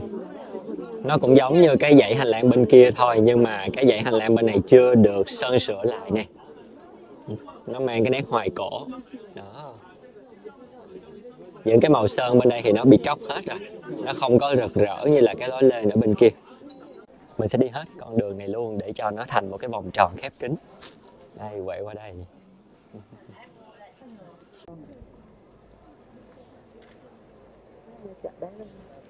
Mọi người có còn nhớ cái câu chuyện của những cái họa tiết con dơi tượng trưng cho chữ phúc gồm có 9.999 con không? Thì cái chữ phúc lúc nãy chúng ta vừa tham quan là cái chữ phúc cuối cùng gom vô trong 9.999 thì nó tròn con số là 10.000, tượng trưng cho một cái chữ vạn. Đây là một trong những cái bí mật mà cái ông Hòa Thân này ổng gìn giữ để tạo nên một cái sự đối trọng với lại nhà vua.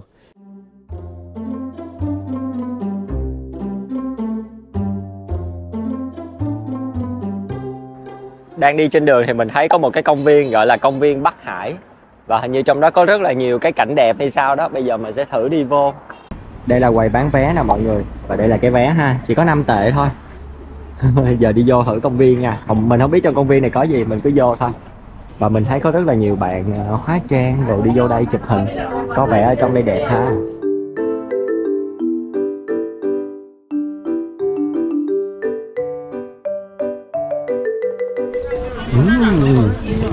Ôi chú cha, đẹp dữ vậy.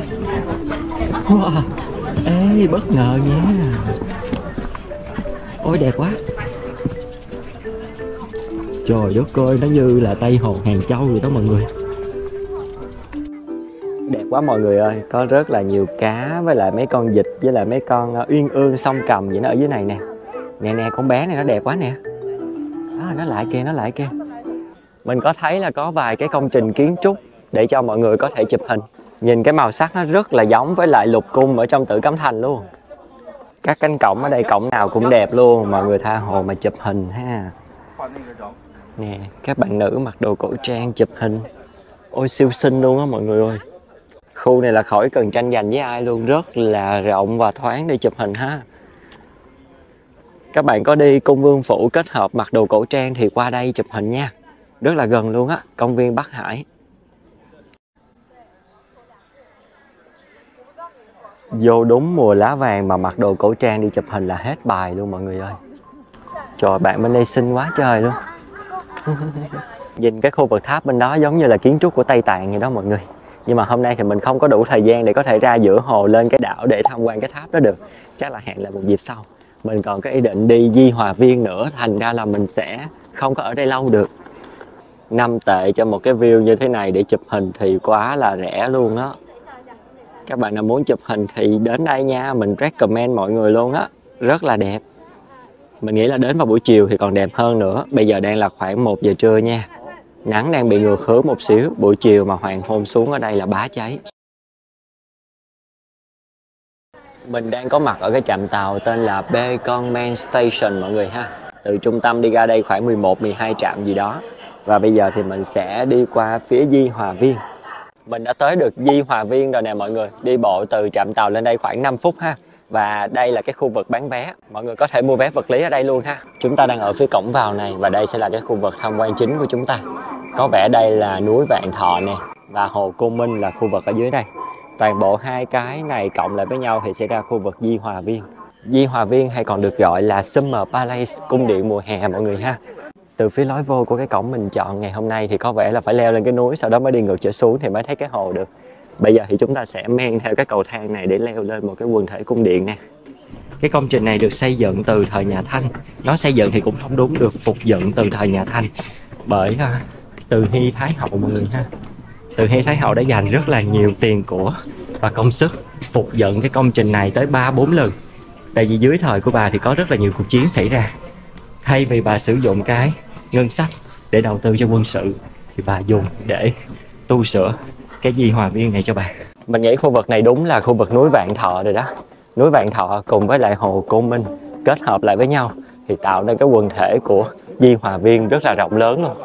Bây giờ là một cái cung đường đi xuống. Vậy thì cái địa hình lúc nãy giống như là một cái bức bình phong á mọi người. Nó lên xong rồi xuống. Bây giờ xuống thì sẽ gặp một cái vùng, bên đây là cái vùng hồ. Mình đang tự hỏi là không biết là mình có đang đi đúng đường hay không. Và cũng đang tự hỏi là không biết có phải mình đi Di Hòa Viên hay không. Cái này không phải là Di Hòa Viên trong tưởng tượng của mình. Trong tưởng tượng của mình là bước qua cái cổng là tới cái vườn liền, tới cái hồ cho tôi liền. Nãy giờ leo muốn xỉu luôn mọi người. Sau khi vượt nắng, vượt gió, vượt những cơn mưa rào thì chúng ta đã tới được khu vực hồ. Đây, mình đã ở đây rồi. Và cái hồ Côn Minh đang ở trước mặt mình. Ok, đi thôi. Thấy đông đúc người bên đây rồi nè. Đó, đây là Di Hòa Viên mà tôi hình dung nè. Công trình này thì nằm cách trung tâm của Bắc Kinh khoảng 15 km. Và mình đã đến đây bằng tàu metro ha mọi người. Đi mất khoảng đâu đó 20 phút. Qua khoảng 12 cho tới 15 trạm nha. Ôi, đông đúc quá. Ở đây thì có một cái hòn đá mang tên là đá Linh Chi Xanh mọi người ạ. Nhìn bằng mắt thường bây giờ mình vẫn thấy nó là màu trắng nha, không phải màu xanh. Ở trên cái bản chú thích này nói rằng là có một người đã phát hiện nó ở gần cái vùng núi của Bắc Kinh. Sau đó thì trên đường vận chuyển thì hết chi phí. Ông đã phải bỏ nó lại ở một cái vùng hoang vu nào đó. Sau đó thì Hoàng đế Càn Long đã phải chi rất là nhiều tiền để có thể đem nó về cái khu vực Di Hòa Viên này. Và có thêm một thông tin nữa là cái viên đá này được công nhận là viên đá to nhất được trang trí trong tất cả những khu vườn hoàng gia ở Trung Quốc. Bây giờ thì mình đang đến được một cái khu vực gọi là khu vườn Hòa Hợp và Đức Hạnh. Ở trong đây thì sẽ có một cái kiến trúc nhà hát rất là đặc sắc, độc nhất ở Trung Quốc luôn. Bên phải chúng ta thấy là những cái dãy ghế ngồi giống như là dành cho những cái phi tần ngồi ở bên đó vậy đó. Còn ở đây là cái không gian nhà hát chính. Sẽ có 1, 2, 3 tầng. Đó, sân khấu nhà hát cao nhất của Hoàng gia Trung Quốc. Khu vực ở bên trong này đang bị đóng lại, có vẻ là khu để cho nhà vua với lại Thái hậu ngồi nè. Sẽ nhìn trực diện qua bên cái sân khấu ở bên đây luôn. Đây, nhìn một phát là trực diện bên đây luôn ha. Ôi, khi mà diễn một lúc 3 tầng thì chắc nó hoành tráng dữ luôn á.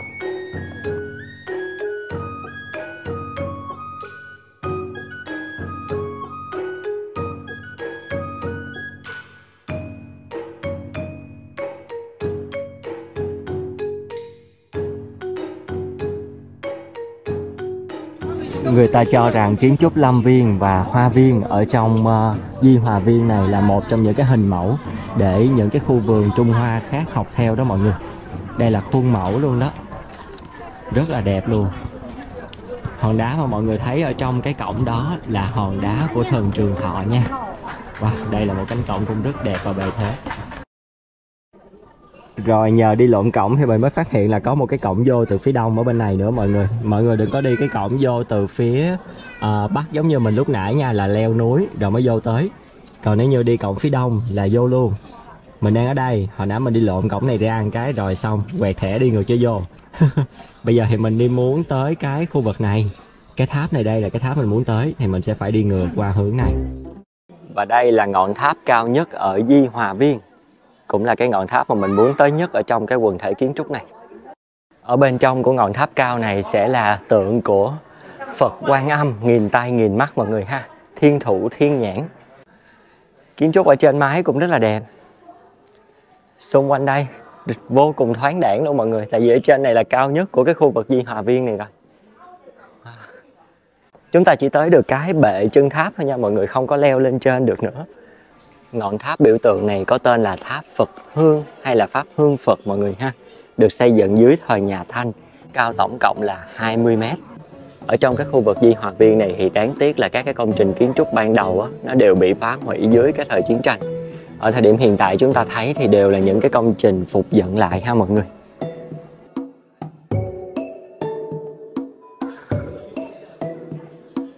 Và từ ở trên tháp này nhìn xuống lại phía mặt hồ rất đẹp luôn.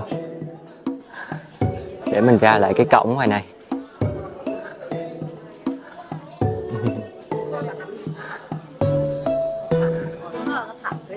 Đây là cái phía tháp nhìn ra vùng hồ.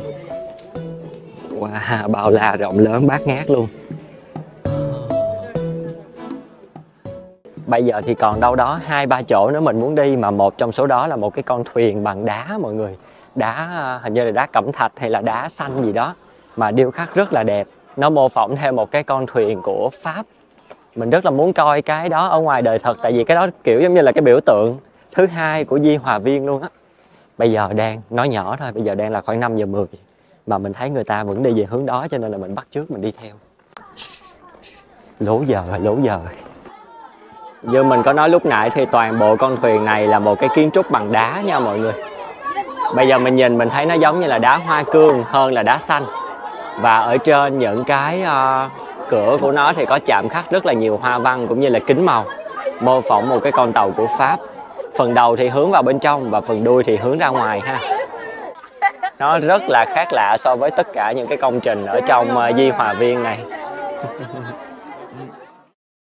Và mình thấy ở đằng kia có một cái thiết kế giống như là cái bánh xe nước và cái cầu thang. Chắc là để đi thuyền ra ngoài rồi leo lên trên cái thuyền bằng đá này. Đúng là một cái công trình kiến trúc rất là đặc biệt giữa lòng Di Hòa Viên rất Trung Hoa này. Ôi, những cái ngày trời trong mà hoàng hôn sẽ rất là đẹp luôn á. Hôm nay trời mù mà nó đã ánh lên cái ánh hoàng hôn như thế này rồi. Đây đúng là đi một vòng hồ học thêm một sàn khôn nè mọi người. Từ phía cái thuyền này thì mình có thể đi thẳng ra một cái là ra được cổng phía Bắc luôn. Cổng phía Bắc nó có tới 2 cổng rồi mọi người ơi. Một cái ở bên này gọi là North Albisius Gate, còn ở bên kia là North Ballet Gate. Mọi người đừng có lên cái North Ballet Gate này nha, sẽ phải leo qua núi giống mình hồi nãy đó, rất là mệt.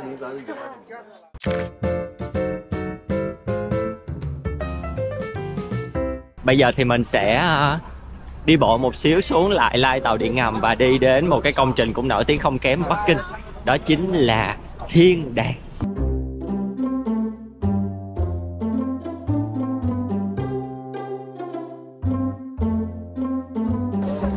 Thiên đàng có nghĩa là đàn tế trời đó mọi người. Chữ đàn mình đọc theo kiểu miền Nam thì giống như có G, nhưng mà thực chất nó là AN nha mọi người, đàn nha, thiên đàn đó. Tên đúng của nó, phát âm chính xác là như vậy ha. Và bây giờ mình bắt đầu bước lên những cái khu vực đầu tiên của cái đàn tế trời này. Wow, là một cái không gian mở rộng luôn. Khu vực dưới kia sẽ là khu vực của gò vang, tức là cái khu vực mà có các công trình kiến trúc có cái độ vang của âm thanh. Còn khu vực bên tay trái của mình bây giờ là lối vào của Kỳ Niên Điện, tòa kiến trúc biểu tượng của thiên đàng. Tòa kiến trúc mà mình muốn ngắm nhìn bấy lâu nay đã ở trước mặt. Kiến trúc gồm có 3 tầng nha mọi người. Ở trên một cái bệ cũng có 3 tầng luôn. Ôi đẹp quá, đẹp quá.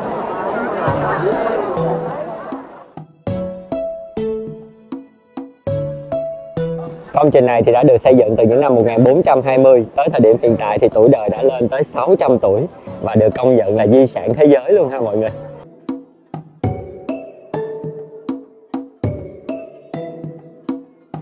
Để mình đi vô trong đó xem có gì, người ta bu rất đông luôn.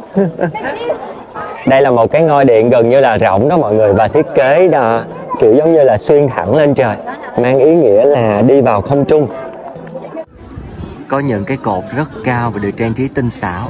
Ở phía trên cùng là họa tiết mái được trang trí chủ yếu là màu xanh dương, rất là đẹp luôn.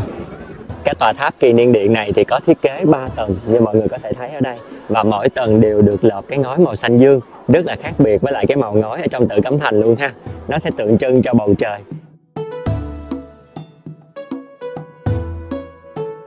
Có thêm một cái đặc trưng kiến trúc ở đây là mọi người thấy cái khu vực tường bao quanh phía ngoài của Kỳ Niên Điện nó sẽ là hình vuông ha. Còn từ khu vực bệ dẫn lên tới cái công trình kiến trúc Kỳ Niên Điện trên kia nó sẽ là hình tròn, tượng trưng cho trời tròn, đất vuông. Bên cạnh cái ngôi điện này thì có một cái chú giải rất là thú vị về cái cổng này mọi người. Cái cổng này gọi là cái cổng 70 tuổi. Do là ngày trước có một vị vua, khi mà đã già rồi thì ông muốn rút ngắn cái khoảng thời gian di chuyển từ Kỳ Niên Điện đến khu vực này. Thành ra là ông xây dựng một cái cổng ở đây. Và lúc đó ông rơi vào khoảng 70 tuổi. Sau này thì ông ra lệnh là những cái nhà vua nào mà từ 70 tuổi trở lên á, thì có thể đi qua cái cổng này, còn trẻ hơn thì không. Cho nên cái cổng này được gọi là cổng 70 tuổi. Đây là cái cổng duy nhất ở trong cái khuôn viên này luôn mọi người. Ở bên phía đối diện không có cái cổng ha. Còn ở đây là một cái cổng chắn giữa, đi từ phía Kỳ Niên Điện xuống. Mình thấy ở thiên đàng được một cái là do cái cấu trúc nó hình tròn đó mọi người, cho nên là đi tứ phía đều có thể chụp hình được luôn, chứ không có bị giới hạn ở một góc. Cho nên nếu như mọi người thấy một cái góc nào đó mà quá đông thì hãy tìm đến những cái góc khác nha. Ở xung quanh vòng tròn này đều có cái chỗ chụp hình cho mọi người.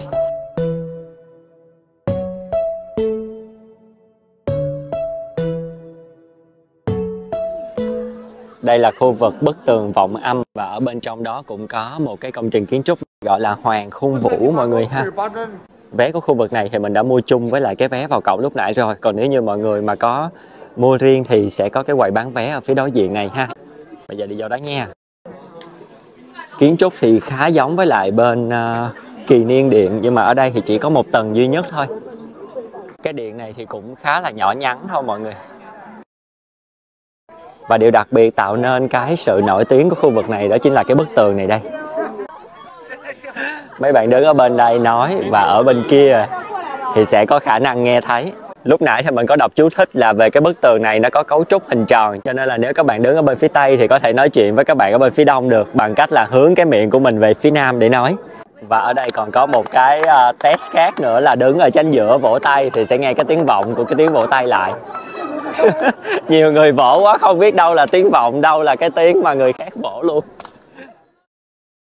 Có một cái đặc trưng kiến trúc của toàn bộ cái khu vực thiên đàng này, đó chính là nó sẽ xây hướng về phía đông. Tức là phía đông nó sẽ cao dần lên, để cho khi mọi người đứng ở phía Tây nhìn về phía đông thì thấy có cảm giác giống như là những cái công trình kiến trúc đó nó giống như là ở trên trời vậy đó mọi người. Đối diện với lại khu vực bức tường vọng âm thì sẽ là gò vang, hay còn gọi là khâu viên. Bên đây thì sẽ là một cái kiến trúc gồm có 3 tầng và 3 cái vòng tròn lồng vào nhau. Nó giống như là cái bệ của cái Kỳ Niên Điện vậy đó mọi người.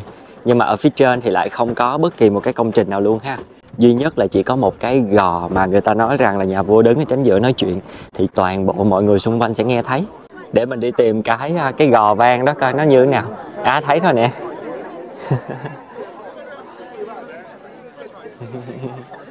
Ở trong đó thì sẽ có một cái phiến đá nó hơi nổi lên trên. Nó hình tròn và nó nổi lên trên. Ủa sao người ta lại vô đó quay vòng vậy ta? Ý nghĩa của cái việc quay vòng vòng này là gì? À, có một quý phi vô quay vòng vòng. À, rồi cầu nguyện hả? Mọi người thay phiên nhau quay vòng tròn luôn, mình không biết để làm gì. Mình có thấy mọi người thay phiên nhau quay vòng tròn ở trên cái gò đất đó. Ủa không, cái gò đá đấy chứ. Một viên đá hình tròn nha mọi người. Ở giữa 3 cái tầng đài tháp hình tròn luôn. Sao mình nghi mình lên đó mình quay là mình rối loạn tiền đình, là mình rớt ra ngoài nha. Chứ mình không có quay hết trong một cái tâm như vậy được đâu. Ôi, ông làm sao đây? Nghi thức của ông hơi khác những người khác nha. Hồi hộp quá, đi coi ông làm gì tiếp theo. Rồi, đừng để cho người ta biết hành động tiếp theo của mình là gì luôn rồi. Mình đã tìm ra được ý nghĩa của cái viên đá đó. Nó gọi là viên đá trung tâm thiên đường. Và khi mọi người đếm thì nó sẽ có cái vòng, những cái vòng tròn ở ngoài này. Tổng cộng sẽ có 9 vòng ở trên cái tầng đầu tiên này ha. Thì từ cái viên đá đó giống như là nó là trung tâm á mọi người, nó tỏa ra những cái vòng tròn. Trên tầng đầu tiên này sẽ là 9 vòng. Sau đó nhìn xuống dưới này cũng sẽ có những cái viên đá lát theo hình vòng tròn luôn, cũng là 9 vòng thì là 18, xuống tới tầng thứ 3 là 27. Và người ta nói rằng là có tổng cộng là 9 tầng, nhưng mà mình không biết 9 tầng là 9 tầng ở đâu nữa.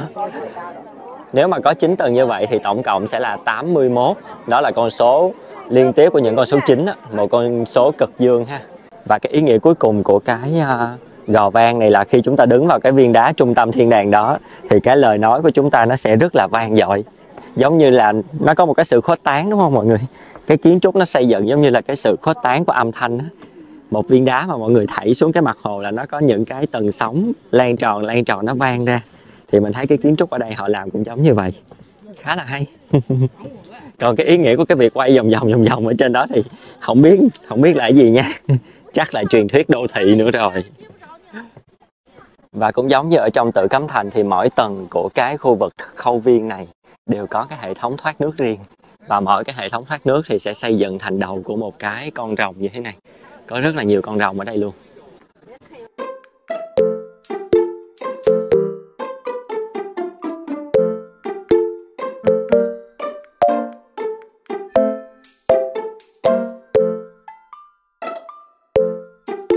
Mình vừa di chuyển đến một cái công viên tên là Vĩnh Định Môn.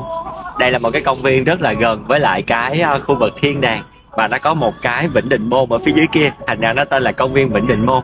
Ở đây thì có rất là nhiều cây ngân hạnh đã vàng lá. Cả một cái khu rừng ở ngoài sau lưng mình luôn. Thích cực kỳ. Cuối cùng mình cũng đã được ngắm lá vàng. Đợt này mình có tưởng là bị bỏ lỡ không luôn á mọi người. Và bây giờ thấy cái rừng này vui hẳn lên luôn. Đẹp quá. Tất cả các hàng cây ở đây đều vàng hết rồi. Và thời điểm bây giờ đang là ngày 7 tháng 11 của năm 2024 nha mọi người.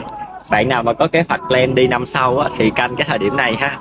Mình nghĩ là clip này của mình thì sẽ lên đâu đó khoảng tháng 12. Cho nên các bạn nào có coi thì cẩn thận nha. Đây không phải là tháng 12, đây là ngày 7 tháng 11 nha. Rất là đẹp luôn. Bắc Kinh thời điểm này thì đã có lá vàng rồi. Còn ở dưới Thượng Hải với lại Tô Châu, Hàng Châu thì mình vẫn chưa biết nữa. Hôm bữa mình đi sớm hơn là cuối tháng 10 đến đầu tháng 11 thì bên dưới đó vẫn chưa có mọi người nha. Đây là lần đầu tiên mà mình thấy được một cái rừng lá vàng như thế này luôn đó mọi người. Đi du lịch bao nhiêu năm trời chưa bao giờ canh được luôn. Mình không có duyên với lại các mùa lá với lại các mùa hoa. Cứ đến canh đúng cái thời điểm đó đi là không bao giờ dính hết. Người ta sẽ sớm hơn hoặc là trễ hơn. Đây là lần đầu tiên luôn. Mê quá. Vừa mê cây ngân hạnh mà vừa mê lá vàng mùa thu nữa. Hai cái nó kết hợp lại với nhau. Tuyệt vời ông mặt trời. Sau 2 ngày ở Bắc Kinh khám phá 2 cái khu di tích lịch sử lớn thì ngày hôm nay mình đi quá là chill luôn mọi người. Sáng giờ mình đi thiên đàng, đi từ 9 giờ sáng tới cỡ đâu đó 1 giờ. Xong rồi cái là từ 1 giờ mình ngồi mình ngắm lá vàng tới giờ này luôn, giờ 3 giờ rồi. Không đi đâu được nữa luôn. Mặt trời xuống siêu nhanh luôn mọi người ơi. Mới đi có chút xíu mà mặt trời xuống mất tiêu rồi. Khu vực Cảnh Sơn này là leo núi nha mọi người. Leo dốc lên trên cũng hơi mệt nha. Cho nên các bạn nào có muốn ngắm Tử Cấm Thành vào hoàng hôn thì nhớ đi vào buổi sớm sớm một xíu. Chắc mọi người đến đây cỡ 3 rưỡi 4 giờ là ok. Tình hình hiện tại ở trên Cảnh Sơn đang rất là tình hình. Hôm nay hoàng hôn không được đẹp nhưng mà vẫn rất đông nha. Không sao, mình không thấy được nhưng mình sẽ để cho mọi người thấy. Mình sẽ lấy cây gậy selfie ra, mình đưa ra ngoài. Đây, mình sẽ cho mọi người ngắm toàn cảnh nha. Mọi người ở trên đó ổn không? Wow, cũng thấy được cảnh tạm tạm nè mọi người, cũng ok quá ha. Trời hơi mù thôi nhưng mà rất là đẹp. Mình vẫn có thể nhớ được một số vị trí ở trong Tử Cấm Thành. Đầu tiên là về cái cổng thành gần nhất mà chúng ta nhìn thấy ở đây ha. Nó là Thần Vũ Môn. Sau đó đi vô khu vực bên trong đó sẽ là khu vực hậu cung. Đi qua tiếp khu vực hậu cung sẽ là Điện Thái Hòa. Và đi qua tuốt ở đằng kia luôn thì sẽ là cổng Ngọ Môn. Qua khỏi cổng Ngọ Môn sẽ là Thiên An Môn mà lúc sáng mình có đi mà mình không có vô được đó mọi người. Nó ở bên đó. Hiện tại thì mình đang có mặt ở một cái khu vực mang tính chất biểu tượng khác của Bắc Kinh. Đây là biểu tượng của sự hiện đại của Bắc Kinh và nó nổi tiếng từ cái Olympic năm 2008. Năm 2008 là năm đầu tiên mà Olympic diễn ra tại Bắc Kinh. Ở thời điểm đó họ xây dựng rất là nhiều những cái công trình mang tính chất biểu tượng đến tận thời điểm hiện tại luôn. Một trong số đó là cái sân vận động Tổ Chim này. Thời điểm đó mình nhìn một cái là mình bị ấn tượng cho tới tận bây giờ luôn. Thành ra bây giờ có cơ hội tới Bắc Kinh là mình phải đi tìm cái sân vận động này để mình coi. Sân vận động Tổ Chim đang ở trước mặt chúng ta rồi nè mọi người. Cuối cùng mình cũng đã tới được chỗ này. Cái kiến trúc bao bên ngoài là nó đan vào nhau giống như hình một cái tổ chim vậy đó mọi người. Còn bên trong là cả một cái sân vận động rất là rộng lớn nha. Phía sau lưng mình bây giờ là nơi diễn ra lễ khai mạc của Olympic 2008. Lễ khai mạc đó thì được đạo diễn bởi Trương Nghệ Mưu, là một trong những cái đạo diễn rất là nổi tiếng của Trung Quốc. Xem mà nổi hết da gà luôn mọi người. Ai chưa coi thì mình để một vài cái suột ở đây cho mọi người coi ha. For 7 years of planning, Beijing was set for a spectacle on the Olympic green, with fireworks illuminating the stadium and the Beijing sky. These drummers mark the beginning of the atmosphere and the using thousands of performers, chronicling the process, the invention of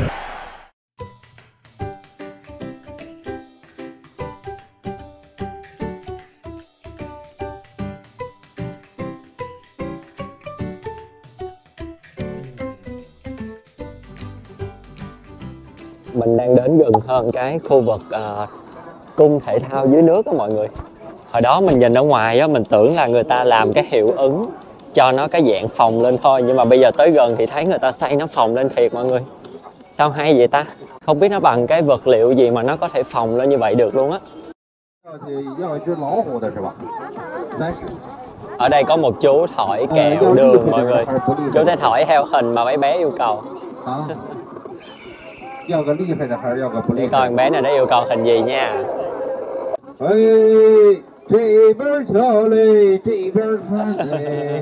Đó, chú đang nặng cái kẹo đường mọi người ha. Hình như là con cọp thì phải nghe cái gì đó lão hổ. Ồ, cái đó thổi mọi người ơi. Thổi cái nó phồng lên. Hay vậy ta. Wow. Ôi sao làm được cái ống thổi đó hay vậy? Dễ thương quá vậy.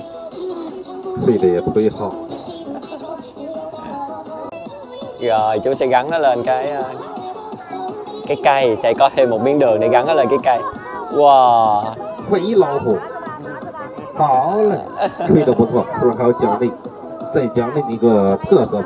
Chú làm một con khác nữa mọi người.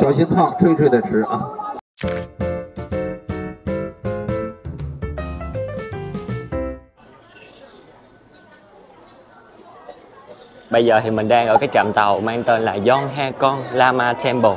Lama Temple tức là chùa Tây Tạng mọi người ha. Và từ khu vực này thì mình cũng có thể đi qua Quốc Tử Giám cùng với một số cái khu phố cổ ở Bắc Kinh. Hôm nay thì mình sẽ tranh thủ đi cái khu này để khám phá trước khi rời khỏi Trung Quốc. Sẽ có 2 cổng F hoặc G.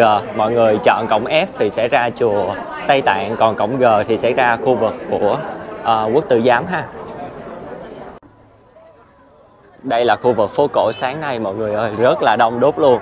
Hôm nay là sáng thứ Bảy cho nên là rất là đông người dân, người ta đi ra đây luôn. Bây giờ mời mọi người cùng mình đi vô một cái khu vực phố cổ của Bắc Kinh xem có gì nha. Phố cổ ở Bắc Kinh thì thường có tên gọi là Hủ Tong. Mình đang đọc theo tiếng Việt mọi người nha, H-U-T-O-N-G. Nhưng mà ở trong tiếng Hoa hình như là người ta phát âm là Thụ Tong thì phải. Chữ hờ đọc là chữ thờ, mình nhớ là vậy. Và đây là những cái khu vực mà người ta giữ nguyên trạng cái khu dân cư sinh sống, và nó thường bao bọc xung quanh những cái di tích lịch sử. Nó khác hẳn với cái không gian đường phố với lại những cái khu du lịch bên ngoài luôn. Hiện tại thì mình cũng chưa biết là mình đang đi đâu luôn. Mình thấy người ta đi thì mình đi theo thôi. Đi theo dọc những cái con hẻm ở trong phố cổ này thì có rất là nhiều ngôi nhà và có rất là nhiều cái ngõ ngách nhỏ để cho mọi người có thể chụp hình sống ảo. Đặc biệt là những cái cổng nhà của người dân đó mọi người. Nhìn nó có một cái nét hoài cổ rất là thích. Ở đây thì có một cái bức tường đỏ này. Mê lắm, mình mê cái màu đỏ này của Bắc Kinh ghê. Đẹp nha. Nếu như đi Nhật á, thì mê cái màu cam cá hồi.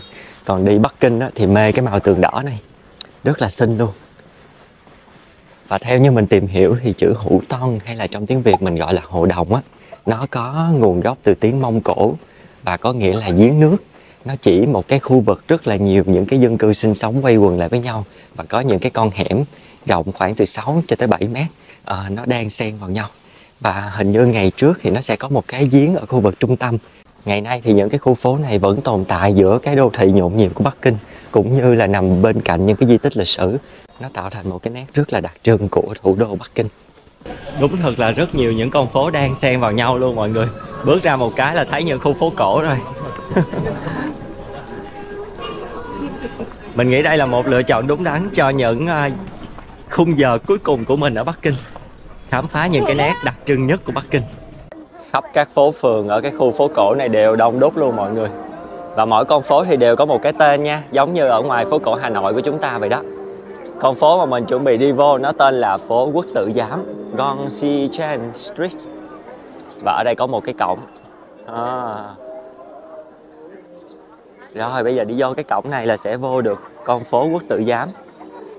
Lúc nãy ở trong cái hẻm thì cũng là một phần của cái khu vực phố cổ Quốc Tử Giám này luôn đó mọi người. Wow. Những ngôi nhà ở đây thì nó có cái sắt xám mọi người ạ. Gạch cũng xám mà mái ngói cũng xám luôn. Và được điểm tô bởi những cái cửa đỏ như thế này nè. Nhìn nó khá là hay, rất là nổi bật và tương phản. Ôi không uổng công sáng nay mình dậy sớm xếp hành lý rồi trả phòng khách sạn, sau đó đi chơi cho đã đời rồi ra sân bay. Dọc phía bên đây là bức tường đỏ để cho mọi người có thể tha hồ chụp ảnh luôn. Nhìn đẹp lắm mọi người. Tường đỏ nè, ngói xanh nè, rồi có nắng chiếu vào nữa. Đúng là cái màu đỏ mình mê luôn á. Đẹp quá à. Và phía trước đây có vẻ là đường vào của Quốc Tử Giám. Để mình xem cách mua vé như thế nào, mình cũng muốn vô. Đây, khu vực quầy bán vé tại quầy ở đây mọi người ha. Mình đã mua được vé rồi nha mọi người, rất là nhanh thôi. 30 tệ cho một lượt tham quan và ở đây sẽ đóng cửa vào thứ Hai nha. Đây là khuôn viên bên trong của Quốc Tử Giám tại Bắc Kinh mọi người ha. Quốc Tử Giám thì có bao gồm hai cái khu vực. Một khu vực là đền thờ của Khổng Tử và một cái khu vực là bảo tàng Đại học Hoàng gia. Đây là khu vực chứa những cái văn bia nha mọi người. Văn bia ở Quốc Tử Giám của Trung Quốc nó to như thế này đây.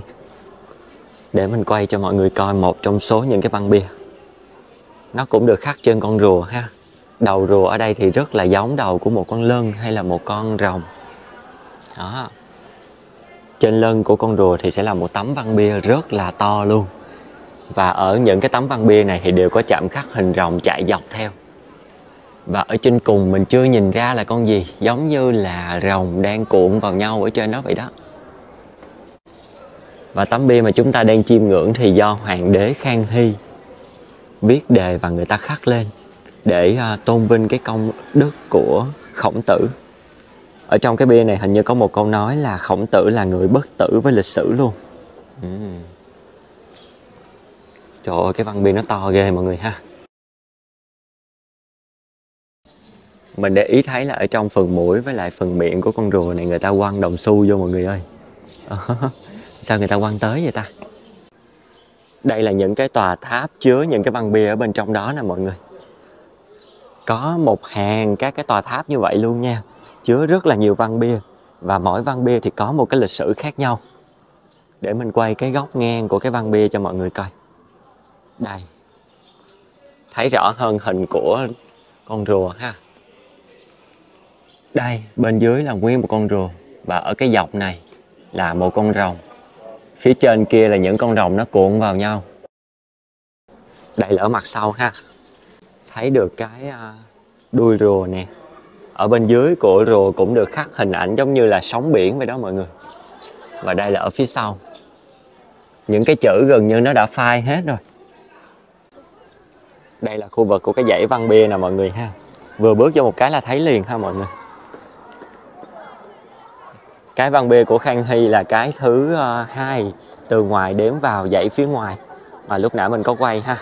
Nó nhiều quá cho nên là mình cũng không đọc được hết tất cả những cái văn bia ở trong đó nó chú thích gì.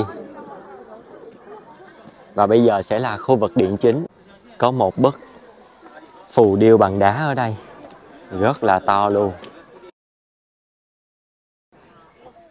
Ôi, đây là một trong những cái công trình đầu tiên ở Bắc Kinh mà mình được bước vào cái khu điện chính luôn mọi người. Cái điện rất là rộng luôn nha. Ở bên đây thì có những cái bài vị và hương án. Và ở đây có 2 cái vật, hình như là con trâu. Không phải con trâu, để mình nhìn kỹ lại coi. Con cừu với lại cái con bên đây là con heo. Con heo và con cừu đang chầu một cái bài vị nào đó, và người ta bỏ rất nhiều tiền vào bên trong đó luôn mọi người. Lạ quá.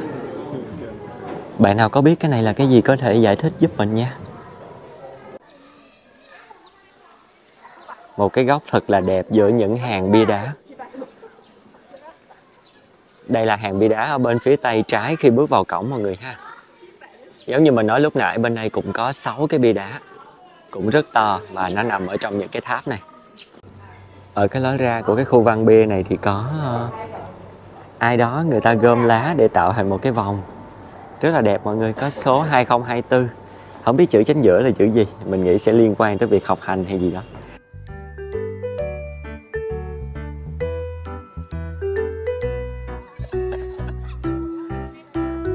Trò gì vui dữ vậy trời, vô chơi chung được không?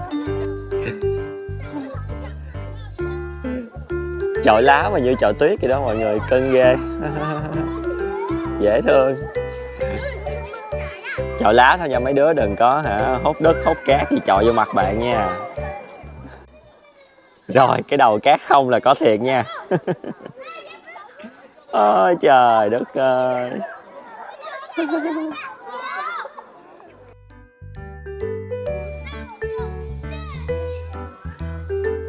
Cái đoạn lá vàng ở đây đẹp quá. Có những cái lồng đèn và những cái liễn nữa mọi người. Nhìn cưng ghê. Wow, đẹp quá. Thêm mấy đứa nhỏ nó chơi để nhìn sinh động dễ thương ghê.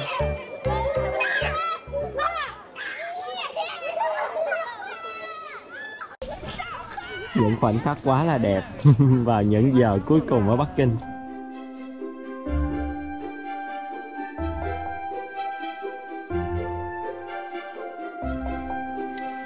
Sắp về cái lưu luyến dễ sợ luôn mọi người. Cảnh vật nó đẹp, nó nên thơ.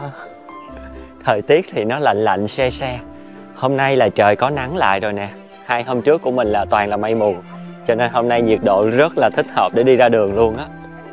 Trời nắng đẹp, khoảng đâu đó 5-6 độ nhưng mà rất là mát mẻ luôn.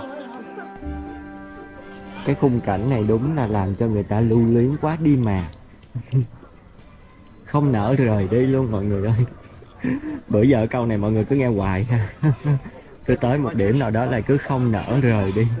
Ở trên cái cổng này người ta còn làm cái hệ thống kiến này nữa nè mọi người. Đó, nhìn vô trọng cũng thấy được ngân hạnh vàng luôn.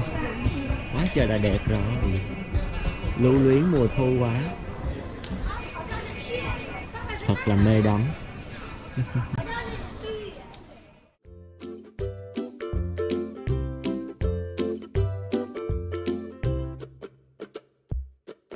Bây giờ thì mình đang đi vào một cái khu vực phố cổ khác tên là Ngũ Đạo Doanh.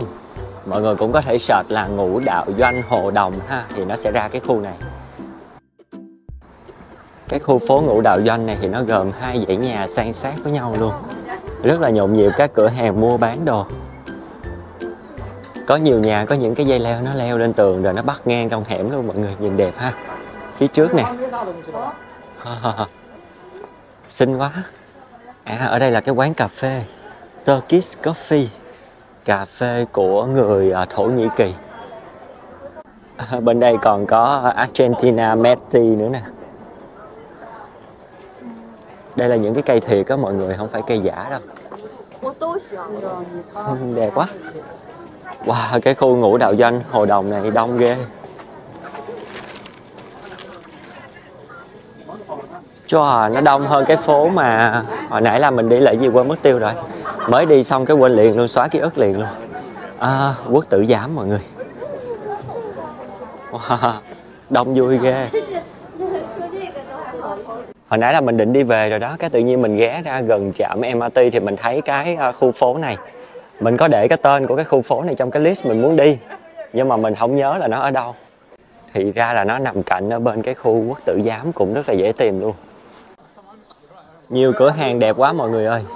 Mà mình không còn thời gian để chụp hình thêm nữa. Mình đi lướt lướt thôi. Phải tranh thủ về khách sạn lấy hành lý còn đi ra sân bay nữa. Ở trong này nhiều quán cà phê lắm nha mọi người. Đó, có quán cà phê ngồi ở trên cái view ở trên này nè. Ngắm phố cổ cũng quá trời là ok.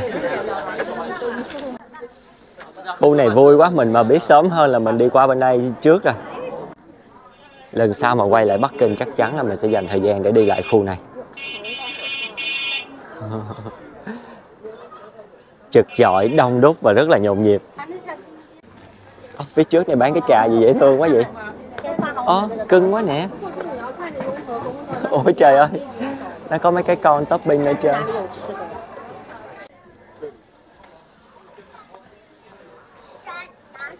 Cũng có khá những cái hẻm để cho mọi người quẹo nha. Đó, quẹo vô những cái hẻm đứng chụp hình rồi đó.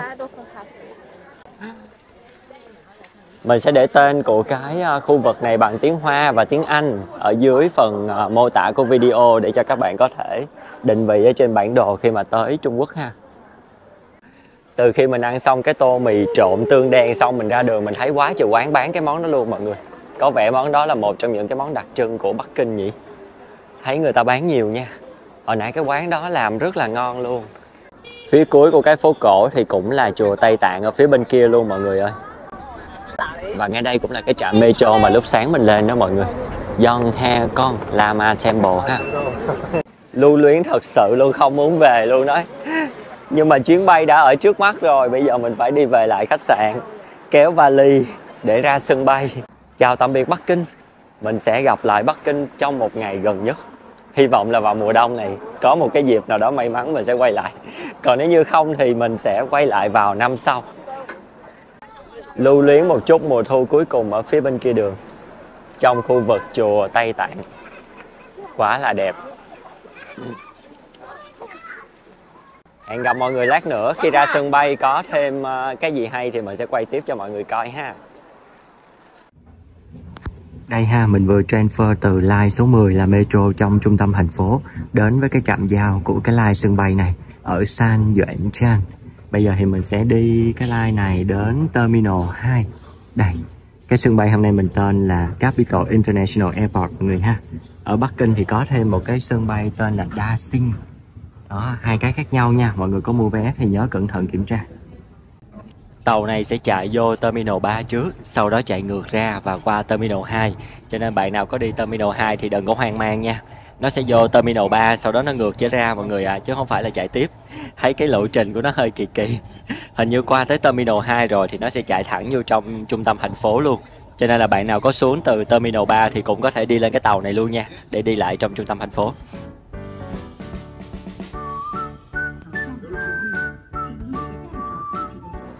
Mình đã đến được với Terminal 2 của sân bay quốc tế Bắc Kinh mọi người ha. Beijing Capital Airport. Bây giờ thì mình sẽ đi vô ga để chuẩn bị check-in. Cái sân bay này không biết sao bữa nay nó vắng que hả mọi người ơi. Cái sân bay vắng nhất mà mình từng đi luôn á. Sân bay thủ đô Bắc Kinh mà lạ ha. Chắc là người ta thường đi ở bên Đa Sinh nhiều hơn, chứ bên đây không thấy ai luôn, vắng que luôn. Ladies and gentlemen, welcome aboard Hainan Airlines for your boarding pass carefully.